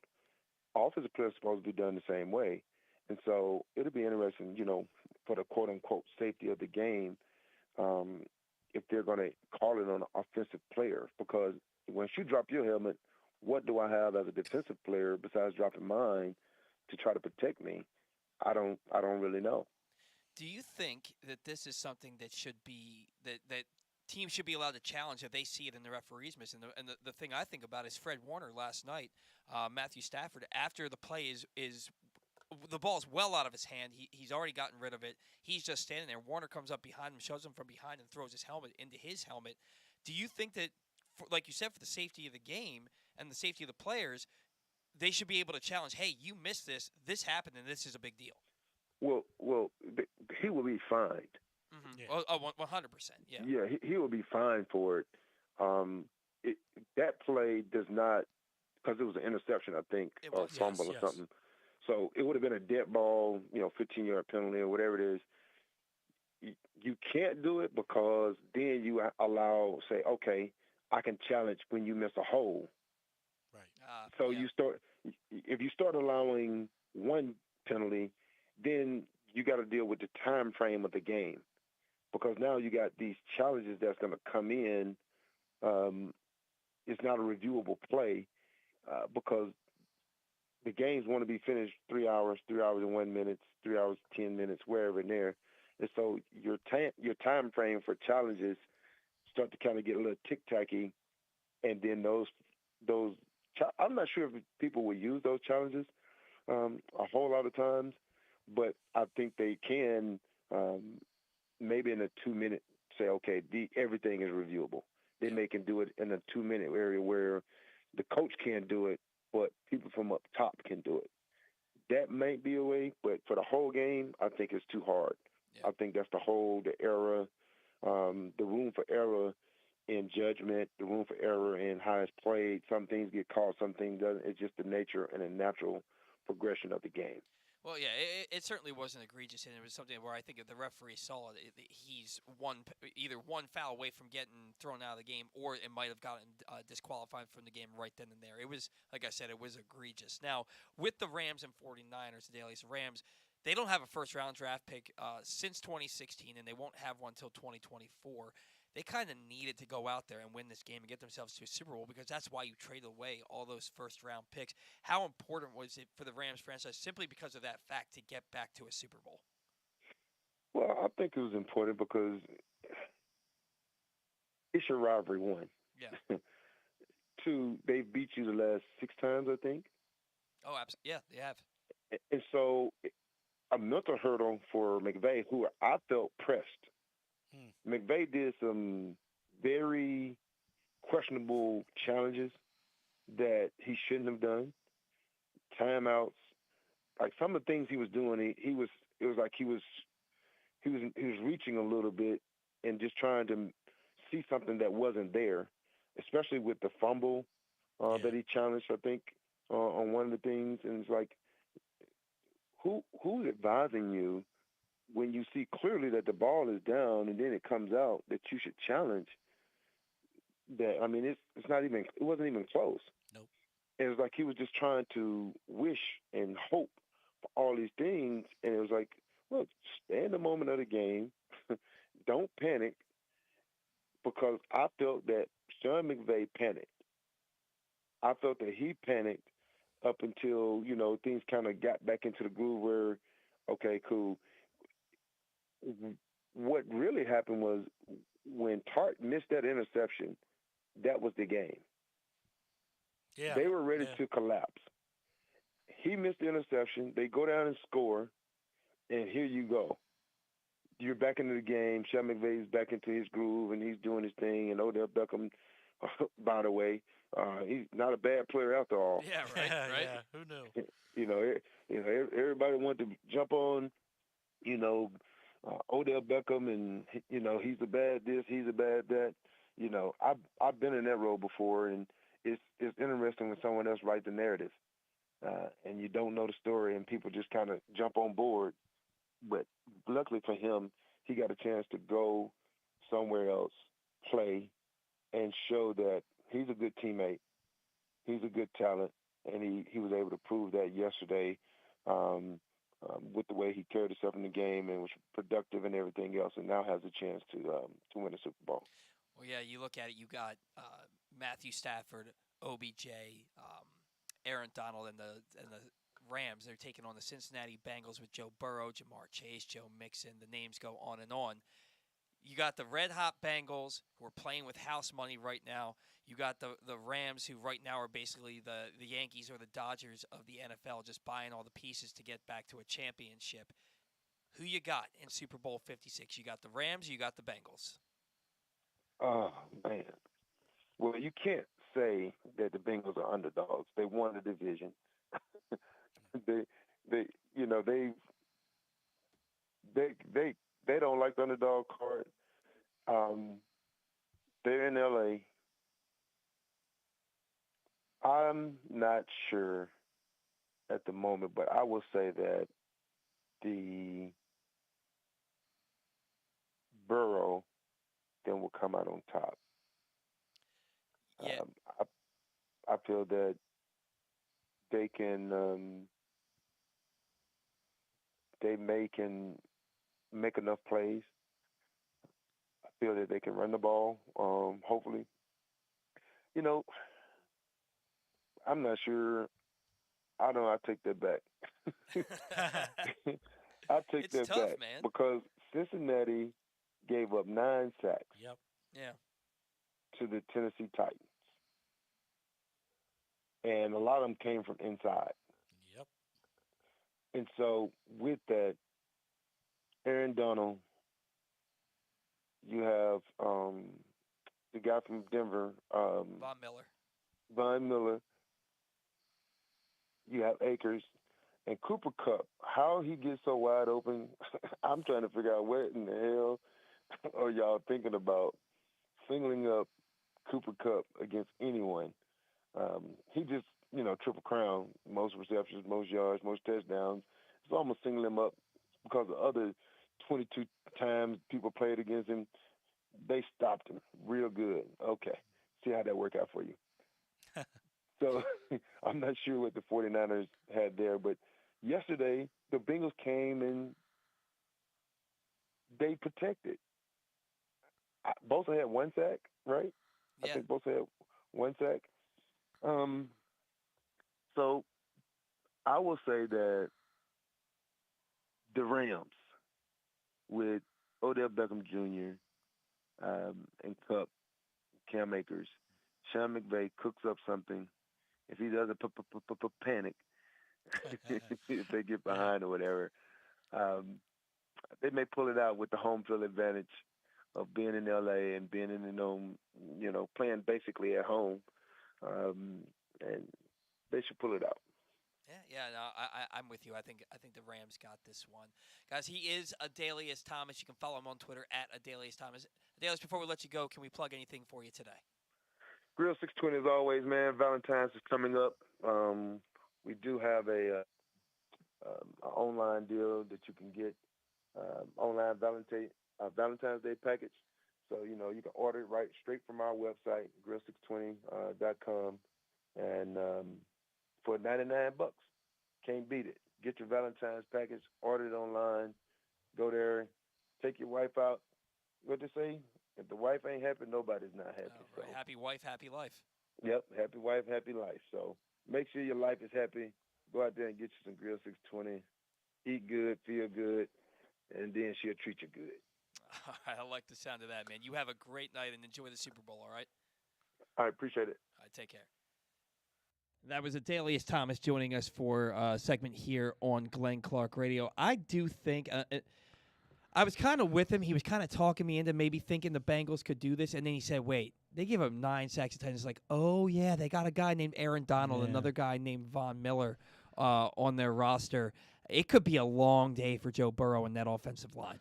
It could be. But, like you said, I mean, they did a better job against KC, and KC's defense has been, have been playing really, really well and getting after the quarterback, and they did a better job yesterday of protecting him. I just have always gone back to, and we'll see what happens, and who's injured, who's not, and things like that. But I like the balance on both sides of the ball that the Rams have, and I worry about the secondary a little bit for Cincinnati. They struggle at times. I mean, we know that as much as we hate Eli Apple, I mean, it is what it is. I mean, he is a liability in one-on-one coverage. So, we'll see. I just, again, hopefully it's a good game. Everybody just pace themselves, and, we'll get there in 2 weeks, and we'll have plenty of analysis, I'm sure, of this football game. All right. Well, we will certainly see. It's going to be. We have a lot of time to talk about it between now and then. We do. 2 weeks. So, coming up tonight, you don't want to miss. Stan the Fan Charles and Ross Grimsley host a special baseball roundtable with Adam Gladstone and Big League Chew founder Rob Nelson. You can join them live at facebook.com/PressBoxSports. Or if you missed the show live, you can watch it tomorrow at PressBoxOnline.com/video for the Stan the Fan Variety Hour. When we come back in from the Big Bad Morning Show, we are going to have Jeremy Conn joining us for his weekly segment. It is a Monday morning edition of Glenn Clark Radio. That first sip. That first bite. Start your day off right with a delicious breakfast at Royal Farms. Choose from a fantastic selection of fresh Royal Farms breakfast sandwiches. And top it off with a rich hot cup of the freshest coffee in the world. At Royal Farms, breakfast is available day and night. It's the freshest breakfast in the world. Real fresh, real fast. Royal Farms.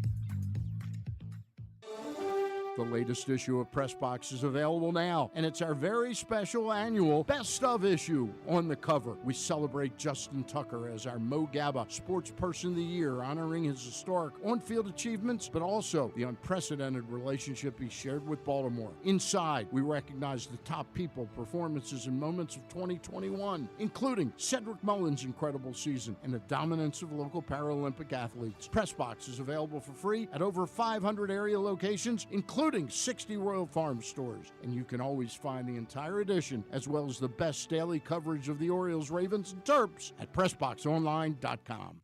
Sports fans, the wait is over. The all-new FanDuel Sportsbook is now open at Live Casino and Hotel in Hanover, Maryland. This is your chance to win big right in your own backyard. Bet on every sport with self-service kiosks and watch all of the action from the best seat in the house. Make every moment more at the all-new FanDuel Sportsbook at Live Casino and Hotel in Hanover. Please play responsibly. Gambling problem? Please call 1-800-GAMBLER or visit mdgamblinghelp.org. Need to hone your computer skills to boost your career? Or maybe you want an IT certification? CCBC Continuing Education has the courses and programs you need for a career in the computer field. And it's all tuition free. From the basics to specialized training, we have the classes you need, from hardware to programming to cybersecurity and so much more. It's your choice. It's your career. Call 443-840-4700 or visit ccbcmd.edu/computer training. Window Depot Baltimore provides the highest quality Pro Via windows, doors, and siding for all budgets. The best is finally affordable. Call them today for a free in-home consultation at 410-941-3499. They also offer Zoom and FaceTime consultations in an effort to practice social distancing. A proud sponsor of the Tyus Bowser Show, you can find out more at WindowDepotBaltimore.com. The Toyota Tacoma comes in a wide range of models and trim lines. You can choose the perfect Toyota to reflect your unique personality and driving habits. Check out buyatoyota.com for deals on new Tacomas from your local Toyota dealer today. If you miss anything, don't forget that you can find whole shows later on Spotify, Apple, or Amazon Podcasts. It's Glenn Clark Radio. Hey, welcome back, Glenn Clark Radio. We have Paul and Ken. No Glenn Clark today. He is out on assignment. I don't know if that's good or bad, but he's out on assignment. But joining us right now from the Big Bad Morning Show is Mr. Jeremy Conn. Good morning, sir. I wish I was out on assignment. What does I that know. mean? Where's Is he the doing anything fun or no? We don't know. I think it's fun. I would assume it's sort of fun. We don't know exactly what he's doing, but it sounded sort of fun. I think he's out doing some kind of a commercial thing for FanDuel, and now that we have gambling in the state of Maryland here, where I think he's again doing a little bit of a PR for Pressbox. You got anything in the works there, Jeremy? You doing any PR over there? Doing any commercials yourself here? Well, no, I guess once everything's officially legal, I'm supposed to be the FanDuel guy at the station. But again, that was supposed to happen in February, and then in June, and then after football season we'll get it done, and then back in January, you'll definitely be able to bet on the apps, and then now it's June again. So I'll just hold my breath until that comes. But I am looking forward to talking about FanDuel and betting on there. So how'd yesterday turn out for you? I went 1-1. Took the points with Cincinnati, and I thought the Rams would handle that game a lot easier than it turned out to be. Although, if you look statistically, they dominated the football game, just not on the scoreboard. How did it work out for you yesterday? I did the same thing, but I was on the opposite plays of you, where I had the 49ers plus 3.5, and at halftime, I should say with about 5 seconds left to go in the half, I was feeling really good about my Chiefs bet. And the way that they wet the bed there, and just one of the dumbest things I've seen. And in fact, the guy we all deemed to be the best quarterback in the league and such a difference maker didn't know how many timeouts he had either, which was kind of ironic watching him hold up trying to call for a timeout when they're out of them. I saw a lot of boneheaded things in that game, which just drove me nuts. But again, once we got to the point where it's like, okay, if they go to overtime, I'm going to lose my bet. I think I started pulling for Cincinnati and just wanted to see different blood, but I never want to lose. That was my lock. And the funny thing was I was on the 49ers all week, and I said, man, I don't like the way the Bengals match up with the Chiefs. And in that first half, I felt great when it was 21-3, and they essentially scored on that little dump off play to Pirine. Right. I just thought they were dead in the water, and that gave them a little bit of life, and then getting the stop before the half really helped. But I can't even begin to tell you what adjustments that Cincinnati defense made to really slow things down for the Chiefs, or if it was just self-inflicted. But it was crazy. They only scored 3 points. Yeah, it was crazy. They looked, I tweeted something tongue-in-cheek. I was like, okay, I've got to go watch the men's soccer game now that this game is over. and I sort of did the LOL because we've learned that there's no such thing as a game over. You look at Cincinnati and what they did at halftime. to me, in watching the game, the only thing that they really did different is that they allowed their pass rushers to actually go after Mahomes, and they got home a couple of times in the second half. In the first half, it seemed like they were more concerned about just keeping him in the pocket and not letting the crazy plays hurt them, which did anyway. And I think they just made a concerted effort. Just, you know what, we've been good at rushing the passer all year. We'll take our chances at this point because we're down by 18. So I didn't see anything on the back end that they really did too much differently. But also, the Kansas City, I mean, Andy Reid can't help himself sometimes, and I don't know if it's him or Bieniemy or they share it, but to stop running the ball altogether, it was working in the first half, and it was keeping everything off balanced for Cincinnati, and they just went away from it entirely and put the ball in Mahomes' hands, which, never a terrible idea, but you saw when it doesn't work, it's just you were going 3 and out too many times. Yeah, and another standpoint of that game too, is just talking about feeling like it was over and all the things that happened in it. Like I have some serious questions. Like I just brought this up to somebody else and on our show this morning. The first 2 throws from Pat Mahomes in overtime, like they targeted Demarcus Robinson. I don't remember him getting too many targets earlier on both those throws. No. The first one it looked like a shot put. I didn't see him get hit. I was wondering what happened. Did he kind of like stop, like he didn't want to make the throw, and it just kind of like sailed in the air, and you're watching it going, what the hell was that throw? And the second one looked like miscommunication on the timing on that slant when he broke it inside. The ball was behind him, but they just looked in total disarray outside of that drive. And then even then, getting down there, they were playing to win, but by trying to run the clock down and making it a foregone conclusion they were going to get in the end zone. And then Pat Mahomes takes one of the worst sacks, and we keep forgetting about the fumble. Butker makes the field goal, so it doesn't matter. But I mean, what a terrible, terrible play that was, trying to make something happen. Yeah, the whole thing, Pat Mahomes just didn't look like Pat Mahomes in the second half. We talked about it at length earlier in the show. He had those first 4 drives in the first half. You get 3 touchdowns. You're on the brink of scoring another one in the bonehead play calls. And then they couldn't do anything in the second half. How much of that was adjustments but the Bengals made at halftime, and how much of it do you think was more so they got the momentum, they had that, they were only down by 11 like they were back in Week 17, and they thought, you know what, we've done this before, we can do it again, we got this? Well, you've seen it because, I want to attribute both and not just, I'm straddling the fence here, but I do think Cincinnati made real adjustments because, honestly, you go back and look at the first game, it was almost the same exact thing, except Cincinnati scored a little bit more during the regular season where, KC's up at the half. I think they were up double digits. And Cincinnati made some adjustments, gives up, I think it was 3 points in the first game in the second half, and they come all the way back and end up winning it. And then they did the same thing here. And we saw, Tyreek Hill had, I don't know if it was 3 or 4 catches on the first drive of the game, and then they kind of took him out. He had the goofy play right before the half where he caught the ball, but he didn't do much in the second half, or if anything. And then it seemed like Kelsey kind of got it going, then he disappeared, and then he came back alive, on that final drive. I don't know. I just don't know what it was, and I don't want to take anything away from Cincinnati. They played a great game.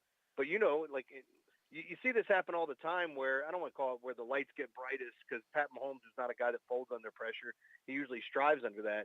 But it did look like Cincinnati gained that confidence. I see it a ton in March Madness where you kind of watch the worm turn where a team hits a big shot and another team misses it. You're like, damn, they know they're in this game. And then all of a sudden we watch what happens. And it's when we see those upsets. This to me was a total mismatch on paper.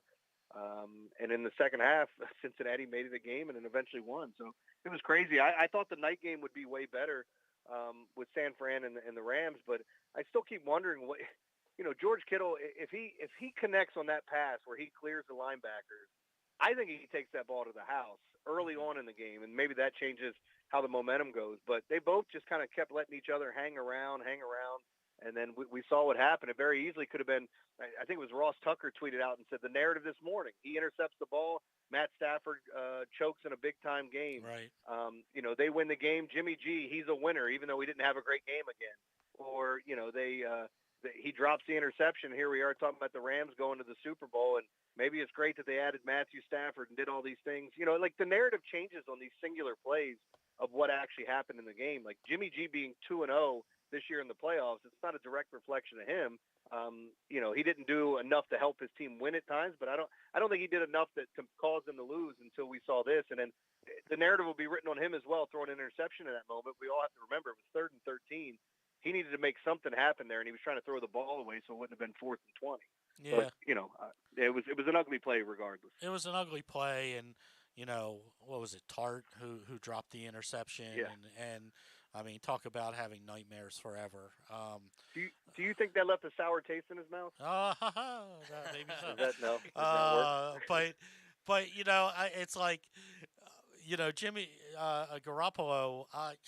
My God, I mean, he gets away with more bad decisions than I've ever seen. I mean, there must have been 3. I mean, even Ramsey. I mean, before that, you know, after the one interception, Ramsey drops the interception that could have gone back to the house to win it earlier. And then what is with quarterbacks in their own? I've seen this more this year than anything. I've seen Stafford do it. I've seen Murray do it.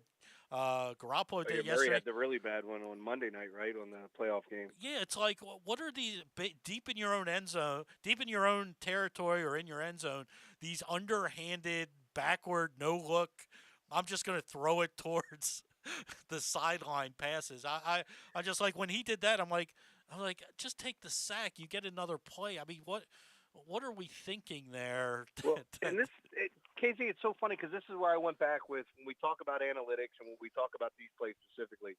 Because I'd be willing to bet you there was, I don't know, a dozen times or maybe even more. Let's just say a dozen times that quarterbacks threw that same exact pass you're talking about, either with the opposite hand or flipping it forward or trying to make some, you know, just trying to get rid of it as they're being pulled to the ground. And the great ones are able to do it quite a bit.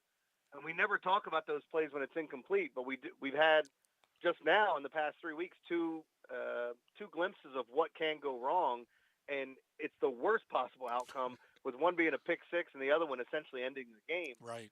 And we don't talk about it afterwards. It's the same way I talk about analytics, because when they go for it on 4th and short and they get it, or they go for 2 and they get it, it never gets brought up the next day that, hey, they shouldn't have done that.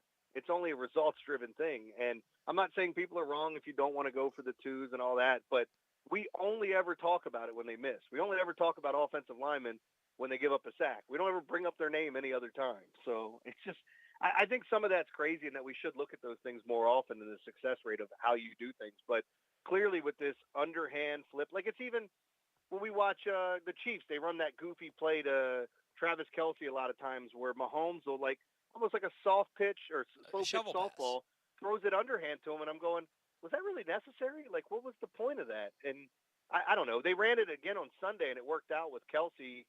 I think it was at the 2-point conversion where he got in.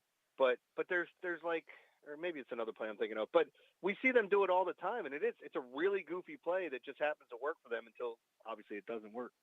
Yeah. Now, with the San Francisco 49ers and the LA Rams, the Niners have won 6 straight against them, and then they're in this game, and they're in the game the whole way. You would think, if you look at these teams on paper, the Rams are the better team on offense, on defense. They have the better players. Yet the Niners seem to have their number, and it almost looked that way again. How much of that is just it's a mental thing for this team? Like, this is the team we have to get past, and they're the 49ers. We just can't seem to do it. And how much of it is that the coaching is just scheming up the right things and the right calls? Well, I think it just builds up in the media. Like we were talking about, you know, Shanahan and McVay, kind of big brother, little brother. And, you know, the stories were leaking out about all the things that Shanahan would have McVay do for him. Like he was basically like his errand boy at times. Like, make sure this is done. And he's our quality control guy when they were with Washington. And it's been big brother, little brother. And it's not like the games haven't been close. Like even the last regular season game, correct me if I'm wrong, went to overtime and ended on a field goal that San Fran happened to win.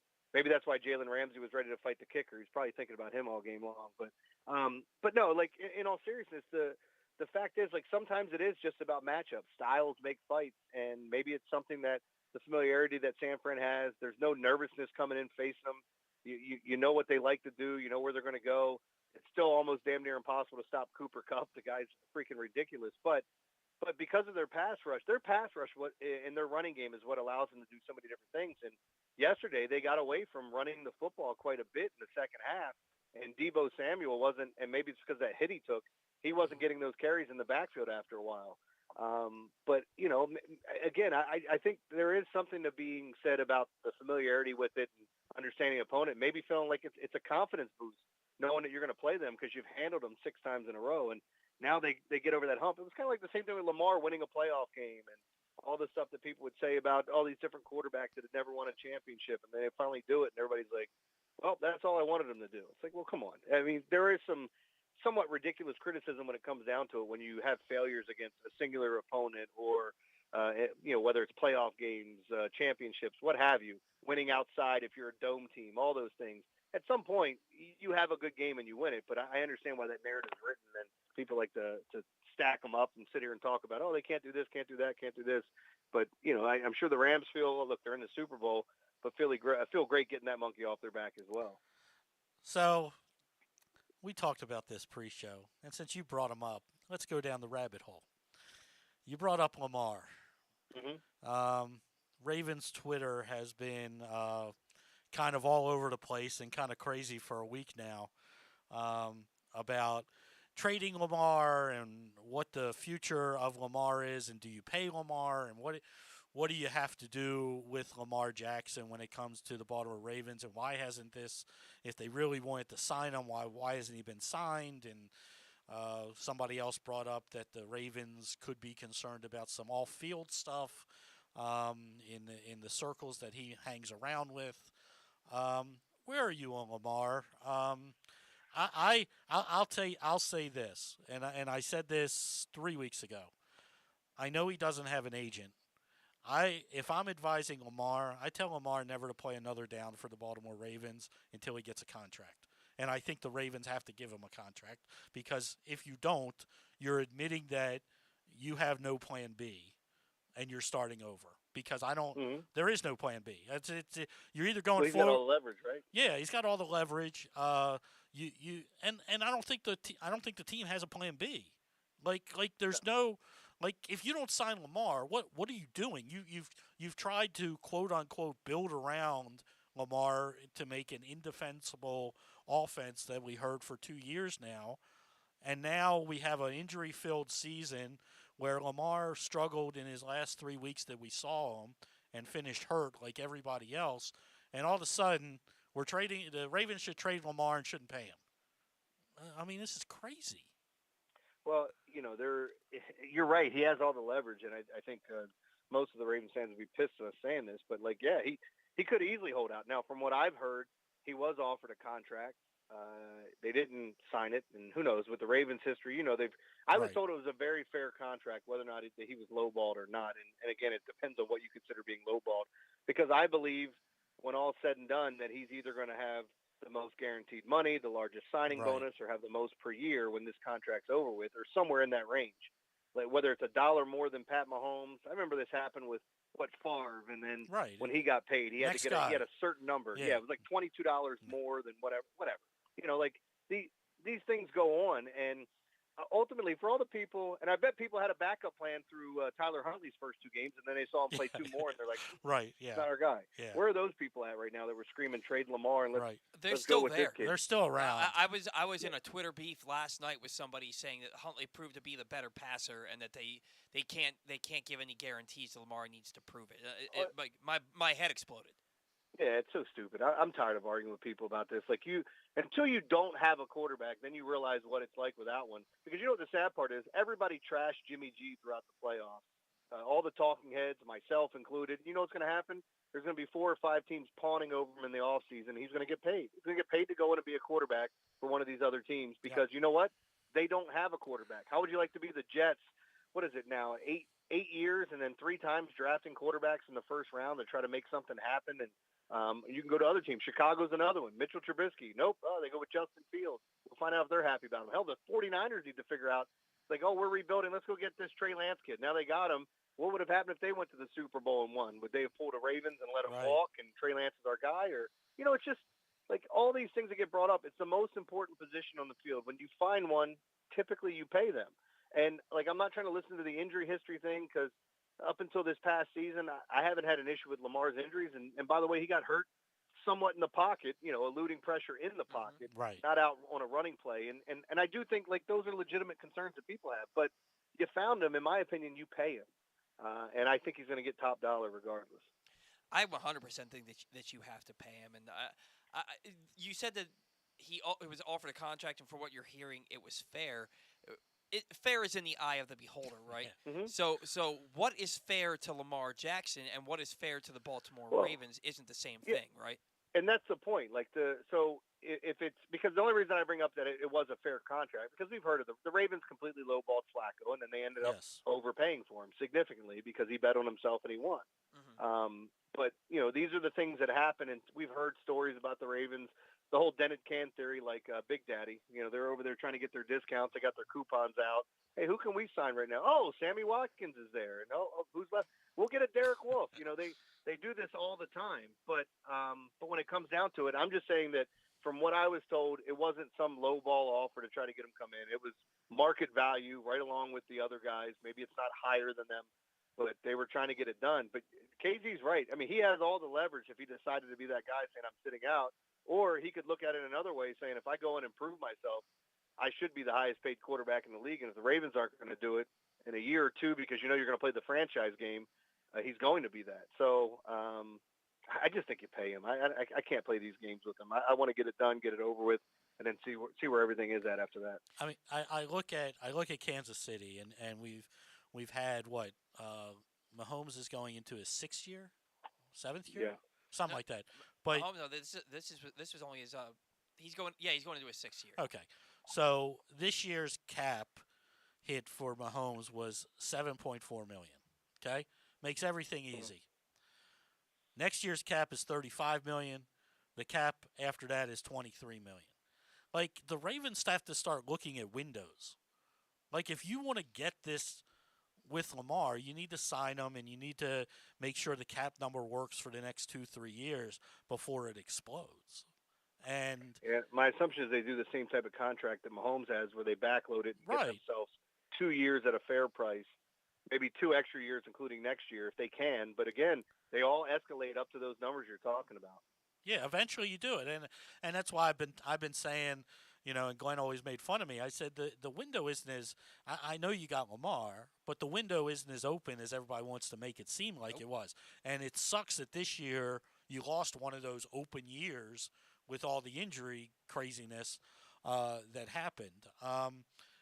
And I just I don't get Ravens fans at this point. I don't know.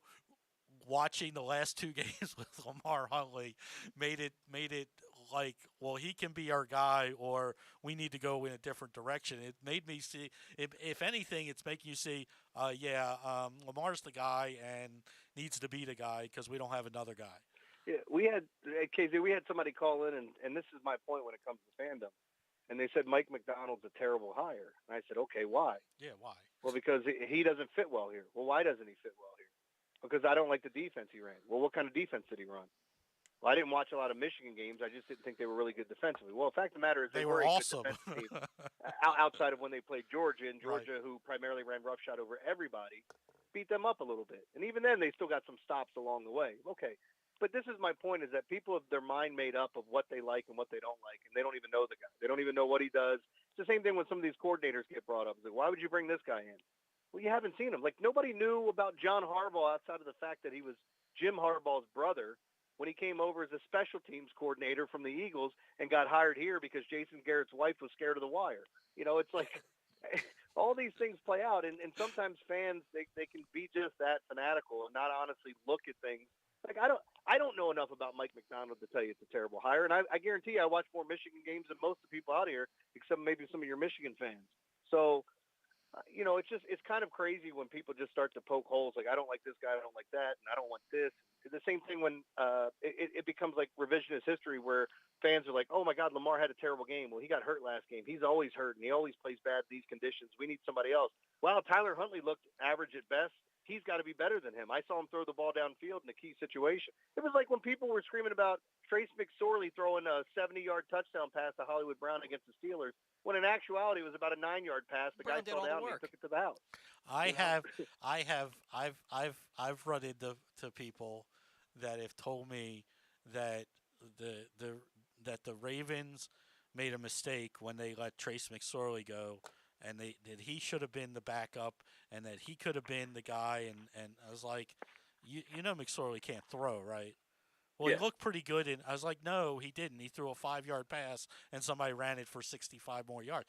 I was just like, you fall in love with these guys, and it's like if you don't like Lamar, just say I don't like Lamar. I don't like his style of play. I don't think you can win. I don't think he's if you want to say to me he hasn't progressed as a passer enough for me, and I don't see it getting any better. Okay, that's fine.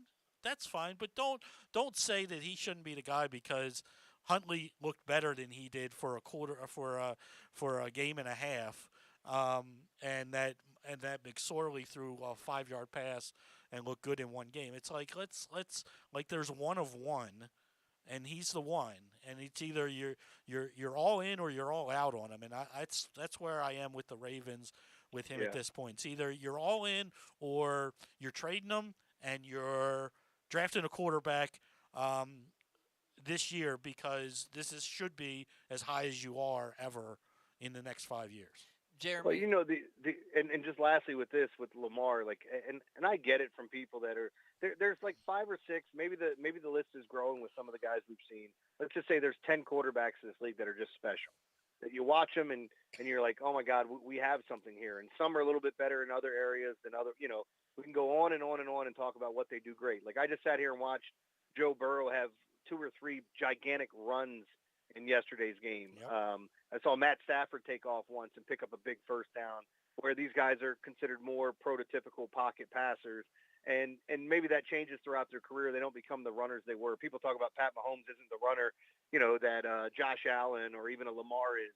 And that's true, but in moments they show their athleticism. Mm-hmm. Lamar's special, and you can sit here and talk about his ability to throw, and you don't like how he regresses and throws sidearm. I don't believe in wins with quarterbacks. I've stated this time and time again. I do think they're a direct reflection on wins and losses, but by no means should they get that by their name. But when you look at Lamar, he's the one constant in why they're actually in games and have chances to win. Like this is, he goes out and they lose 7 games in a row. It's just you look at things like that, and they're not 7 games that they all got blown out. They got blown out in a couple of them, but they were in a few of those where you feel like if Lamar's there, he finds a way to eke that one out. And with Justin Tucker to bail him out on the back end, if you can't get in the end zone, you always have a nice little, a nice little gem there to try to steal yourself 3 points at any given moment in the game. So I just think they got to get it done. I think they do too. Now, Jeremy, I think that we can all agree on this. The biggest issue that we haven't even talked about yet is the fact that you mentioned new defensive coordinator Mike Macdonald, and we didn't get a Jeremy Conn, Michael McDonald impression. Oh yeah, I said the greatest thing is if he showed up and he actually talked like Michael McDonald sang, where like you got the one that we keep playing is I keep forget not in love anymore. We keep doing that over and over again. But I am going to have so much fun with Mike, and I'm sure he goes by Mike instead of Michael. But I would make a purpose if I get a chance to interview to say, Michael McDonald, it's nice to talk to you. Maybe find out what his favorite Michael McDonald songs are, which I'm sure that'll get old really quick fast. He's younger than we are. Yes. He's younger than me. They're just like the actor that passed away. Bob Saget? No, yesterday, the WKRP guy. Oh God, I forget his real name. Okay, all the time, but people are like, you mean from head of the class? And I'm like, well, we have an age disparity here. Yeah. The teacher from head of the class? No, he was in WKRP. He was WKRP. It's like it all depends on how old you are. Well, it's funny about that too, because like no matter how upset Mike McDonald gets over having the same name as Michael McDonald, it can't be any worse. And I know he did a bit on it, but if we can't sit here and say Jerry Sandusky lost the lottery on getting names of the same name as somebody else, like I mean, I could rename myself Ted Bundy, and he'd he'd still be worse off than I was. Yeah, so, 100%. It's pretty rough. But I did like the bit he did on Comedy Central about people with the same names as awful human beings. I missed that. I didn't get a chance to see that. You have to look it up. It was I want to say, was it a Daily Show thing? You'd have to look it up, but Sandusky was in it, and he did he's a great guy. Yeah. He did a masterful job on it because, to make you laugh your ass off, you're like, I feel terrible for all of these people that have the same name, as I said, as an awful human being. Yes. Yeah. So you guys can follow Jeremy. He's at Jeremy Conn 1057 on Twitter. Jeremy, what do you got coming up on the Big Bad Morning Show this week? Yeah, we're in all week. We're obviously going to be going over the Super Bowl coming up.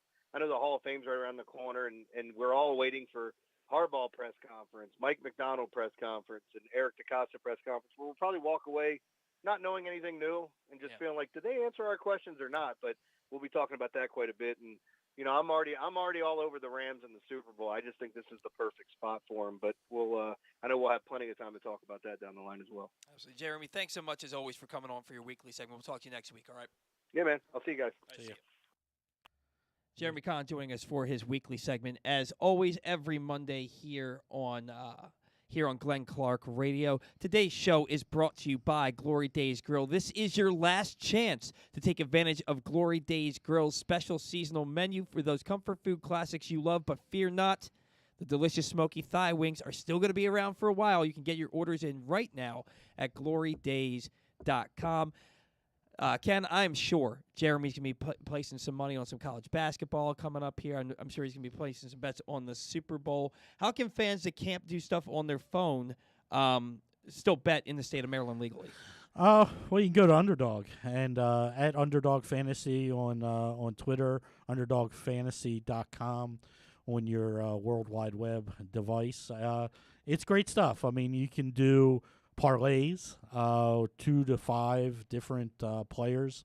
You can win up to 20 times your money. If you only want to bet 2 of them, you can win 3 times your money. So, over under type things. You can even do rivals, which is, would Joe Burrow or Patrick Mahomes throw for more yards in yesterday's game, things like that.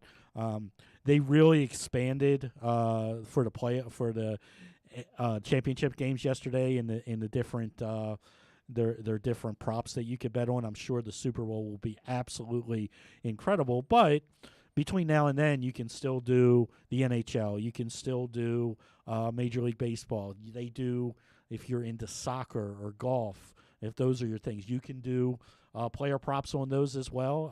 And the best part is, if you have not signed up yet, you can sign up right now. Go to at Underdog Fantasy or underdogfantasy.com. Put in the code PRESSBOX on your first deposit, and you will get matched up to $100 on your first deposit.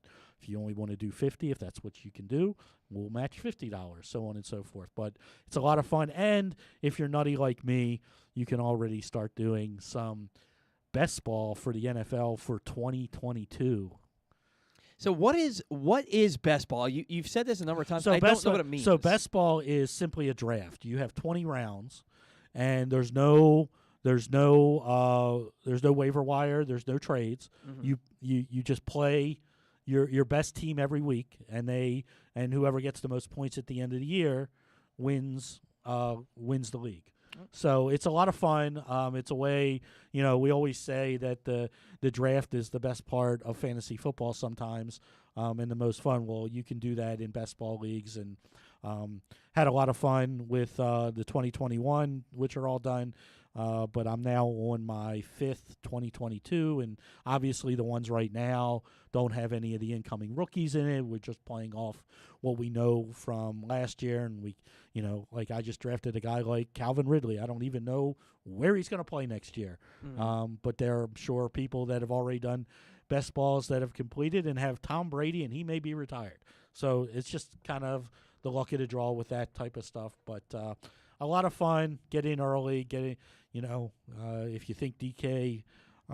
Dobbins is going to come back and be top running back, then go grab him in the 2nd and 3rd round of a best ball draft and see where that winds up. Yeah, I'm a big J.K. Dobbins guy myself too. So that might have to be one of the bets I placed there on underdog. We're gonna come back in here after the break. We're gonna get Tibet and we're gonna get Tubular to close things out here on Glenn Clark Radio.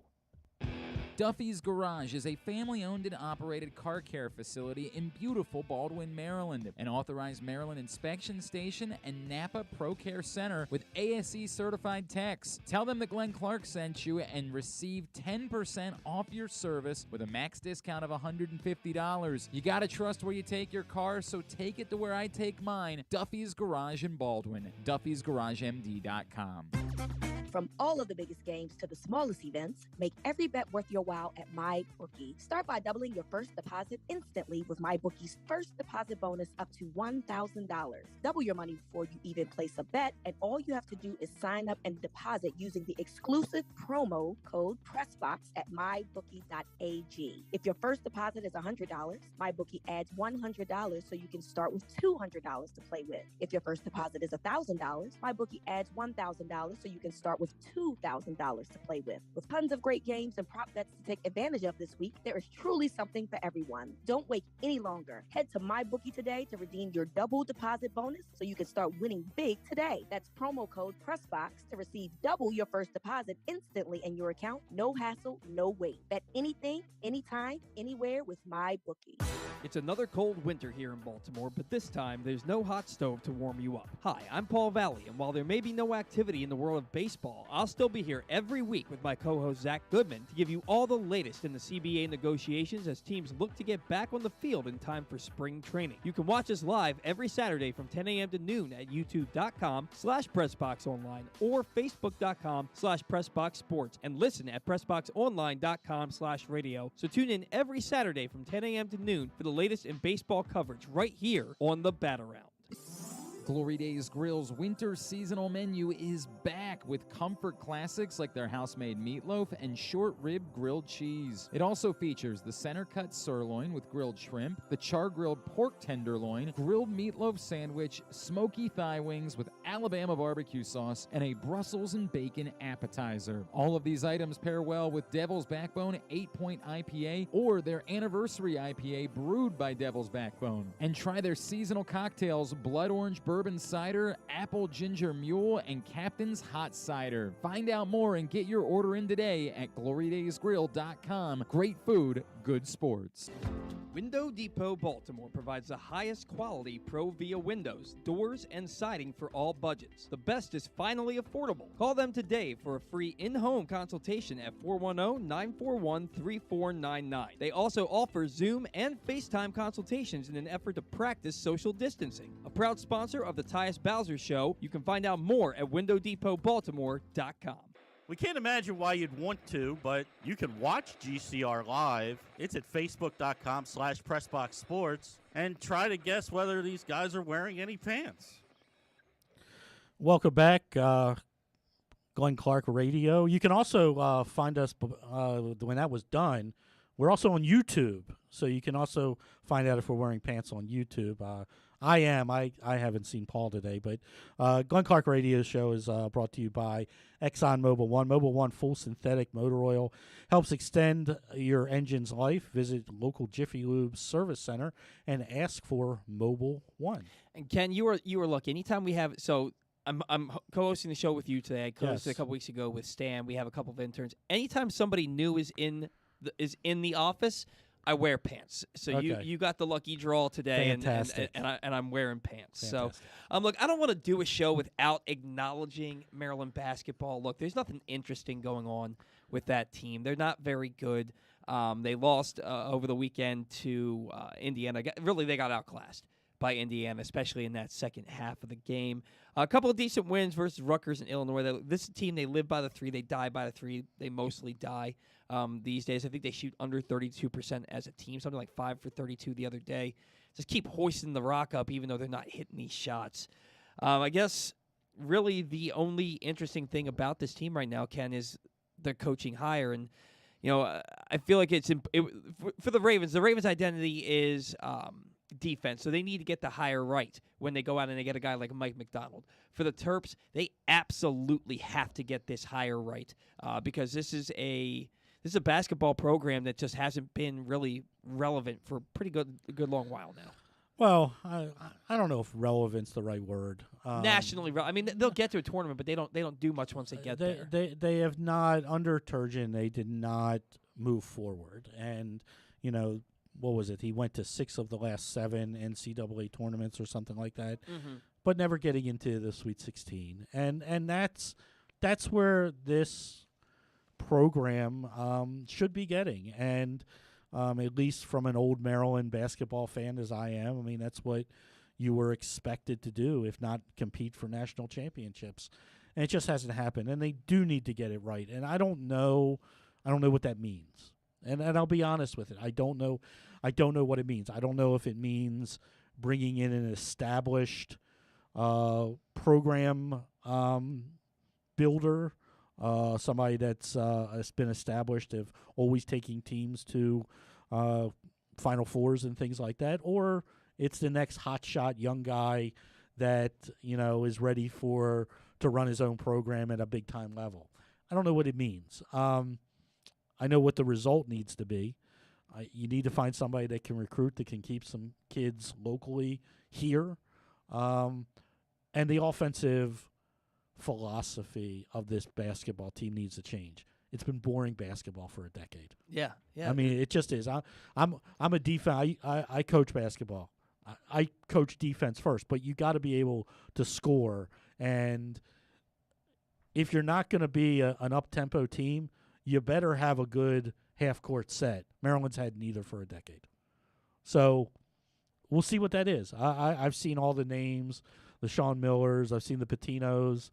They come with baggage. They also win. Yeah. So I'm not against it. I'm not going to pretend I know some of these younger guys and whether they're ready to take a program like Maryland to the next step. But I agree with you. Got to get it right. Yeah. Now, is this something, like you said, all the names? Is this something where I can go down to the FanDuel Sportsbook at Live Casino and Hotel and place a bet on who the next Maryland coach is going to be? I would assume you could find it. I mean, different books are different ways, but I'll assume you could find that. Yeah. Well, maybe I'll go down there, check out one of those 51 kiosks that they have, those self-service kiosks, and while I'm down there, catch a few games with all the action from the best seat in the house. And maybe I'll even reserve a spot to watch the big game in the FanDuel Sportsbook by emailing events@sportssocialmd.com to reserve my seat for the big game. I guess we can't say the name of the game, but the big game. The big game. Itself. The big game. All okay, right. I'll have to remember that. the big game. All right, so next up we got a tidbit going on here. Tidbit is brought to you by the latest print edition of Press Box, which is available now, and it is our very special annual Best of issue. On the cover, we celebrate Justin Tucker as our Mo Gabba Sports Person of the Year, honoring his historic on-field achievements, but also the unprecedented relationship he shared with Baltimore. Also inside, we recognize the top people, performances, and moments of 2021, including Cedric Mullins' incredible season and the dominance of local Paralympic athletes. Pressbox is available for free at over 500 area locations, including 60 Royal Farm stores, and you can always find the entire edition as well as the best daily coverage of the Orioles, Ravens, and Terps at PressBoxOnline.com. All right. This is for you, Oh, Ken. this is for me. You guys set me up all the time for this one. I'm in. Honestly, I don't know as much as you all think I do. I believe you know this, though. Okay. I believe that you know this. Okay. All right. With the Bengals' victory over the Chiefs in yesterday's AFC Championship game, they erased an 18-point deficit. Okay. And while that may have been the largest deficit ever overcome in a conference championship, it does not crack the top 5 of playoff comebacks all time. What are the 5 greatest comebacks in NFL playoff history? Yeah, I don't know this. Obviously, the Super Bowl, New England and Atlanta. That is the 3rd highest, 25 points in the 2016 season. I am so bad at this because I'll remember games once you tell me, but I'm terrible at remembering them. Wasn't there a Seattle game? Didn't they come back? Is it Seattle? It's not Seattle. Not in the top 5. One of the hints I can give you is that the 4th highest comeback. There's two games that are tied for that to round out the top 5. I'm terrible at this, and we could pretend that I'm gonna get these, but I'm just gonna stop wasting your time. Oh, well, let me give you one more hint. Give me a hint. A Maryland guy was involved in the biggest comeback. Okay, well, the Frank Reich. The The Titans Buffalo. Oh, Titans Buffalo. That was 32 points. Houston led 35-3 with 8:53 remaining in the third quarter. Or Oilers. Frank Reich's current team was another one. Colts. Mm-hmm. Who the Colts play? It was in 2014. I was gonna say it's been a little bit. It's been 6-7 years. Did they? Tell me who it is. Tell me who they It was Colts 45, Chiefs 44. Yes. Kansas City led 38-10 by 28 points with 11:48 remaining in the third quarter, and the Colts came back and won that game. Yes, that was nuts. That's the. What was it? There was a weird play in that one that turned it around. Oh my God, it was such a crazy play. By the way, Frank Reich, his comebacks are just legendary. Yeah, college and pro, just amazing. Yeah, like one guy does those two comebacks. I remember watching the Maryland-Miami game comeback. I left. That's why I don't leave games early. No. I wasn't at the game. I was watching it on TV because Miami was actually my favorite team. And my mom, how old was I? I was a teenager. My mom said to me, goes, "We got to go out." I was like, "No, Maryland's playing Miami today. Like, we're not going out." And halftime, she's like, "Can we go down?" I was like, "Yeah, we can go." So we went out, ran an errand. I wound up watching the end of the game in a Sears in the TV section. In a Sears? In a Sears. Wow. That's how long ago it was when they had things like Sears and they had you bought TVs from Sears and things like that. I wound up watching the end of the game, Miami, Maryland, at a Sears. And she's like, "We're ready to go." I was like, "Nope." It's like, "You pulled me away once." I said, "We're here. Go shop for something else." go shopping. Go buy my Christmas presents. No, just go. Present. It's like, I'm not leaving again. I'm not missing the end of this game, this historic game again. I missed most of the comeback. I'm not watching. I'm not missing the end of it. I was at an Orioles-Royals game back in, I want to say it was 2011, and the Orioles were losing this game something like 4-0, 3-0, and it's the 8th inning, and they haven't done anything offensively. They haven't done anything. And I'm sitting there with my dad and my Uncle Mike. And you haven't sat in on the shows where I've brought up my dad to Glenn. My dad is the eternal Baltimore pessimistic sports fan, okay? And my Uncle Mike is 10 times worse. Oh, my God. And my dad, God love him, he's my best friend, but I'll be watching games with him, and he gets on my nerves. So with my Uncle Mike, and I'm sitting next to both of them at this game, and they're talking about how bad the Orioles are, it was hell on earth. But then they tried to get up and leave. And I said, we can't leave. This is the Orioles, and they're down 3-0. We can't leave. And they're like, "No, they haven't shown anything. They're not coming back." I said, if we leave and Adam Jones hits a walk-off home run in the 9th inning, I will never forgive you. And so they said, "Fine, we'll stay." What happened? Adam Jones hit a walk-off home run in the bottom of the 9th inning, and they were breathing a sigh of relief. I know all too well, funny. my man. That's funny. All right, so we've got to do some Tubular now. Talk about what's coming on this evening. Tubular is brought to you by CCBC. If you need to hone your computer skills to boost your career, or maybe you want an IT certification, CCBC Continuing Education has the courses and programs you need for a career in the computer field. And this is the important part, Ken. It's all tuition free. From the basics to specialized training, we have the classes you need, from hardware to programming to cybersecurity and so much more. It's your choice. It's your career. Kyle's voice sounds so much better saying that than mine does. Call 443-840-4700 or visit ccbcmd.edu/computer training to find out more. In the world of sports tonight, we have some college basketball. Locally, Morgan State's taking on University of Maryland Eastern Shore on Flow Hoops. That's at 7:30. Coppin State is taking on Delaware State at 7:30. That's on DSUHornets.com. You can catch Duke and Notre Dame at 7 o'clock or West Virginia Baylor at 9 o'clock on ESPN.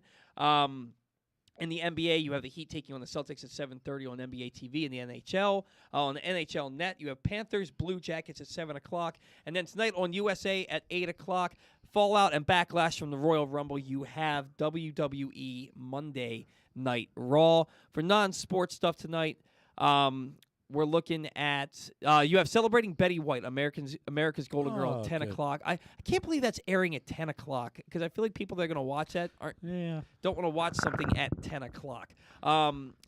You also have the Tonight Show starring Jimmy Fallon. They're featuring Tariq Trotter and Anita as a musical guest tonight. Adopting adults sounds interesting on A&E at 10 o'clock. American Dad tonight on TBS at 10 o'clock. Snowpiercer 9 o'clock on TNT, and on Hulu the series premiere of Monarch. All right, that's going to do it for us here on Glenn Clark Radio. I want to spend a special thanks out to our guests, Dan Wilcox, Adalius Thomas, and Jeremy Conn for joining us. You can find all those clips in the Greatest Hits section of the archives on the website. Thanks to our sponsors and partners at CCBC, Glory Days Grill, Royal Farms, ExxonMobil, Live Casino Hotel, Underdog Fantasy Football, Duffy's Garage in Baldwin, Great Eights Memorabilia, Wendo Depot, your local Toyota dealers, and buyatoyota.com, and My Bookie. I gotta tell you, when Glenn used to say My Bookie, I thought it was an actual bookie that he had, and he was like, "Look, you don't have to pay me as long as you talk about me on your show." You can catch our show tomorrow. We're going to be doing our local college lacrosse preview. As for me and Ken, he's Ken Zalis. I'm Paul Valley. Thanks for tuning in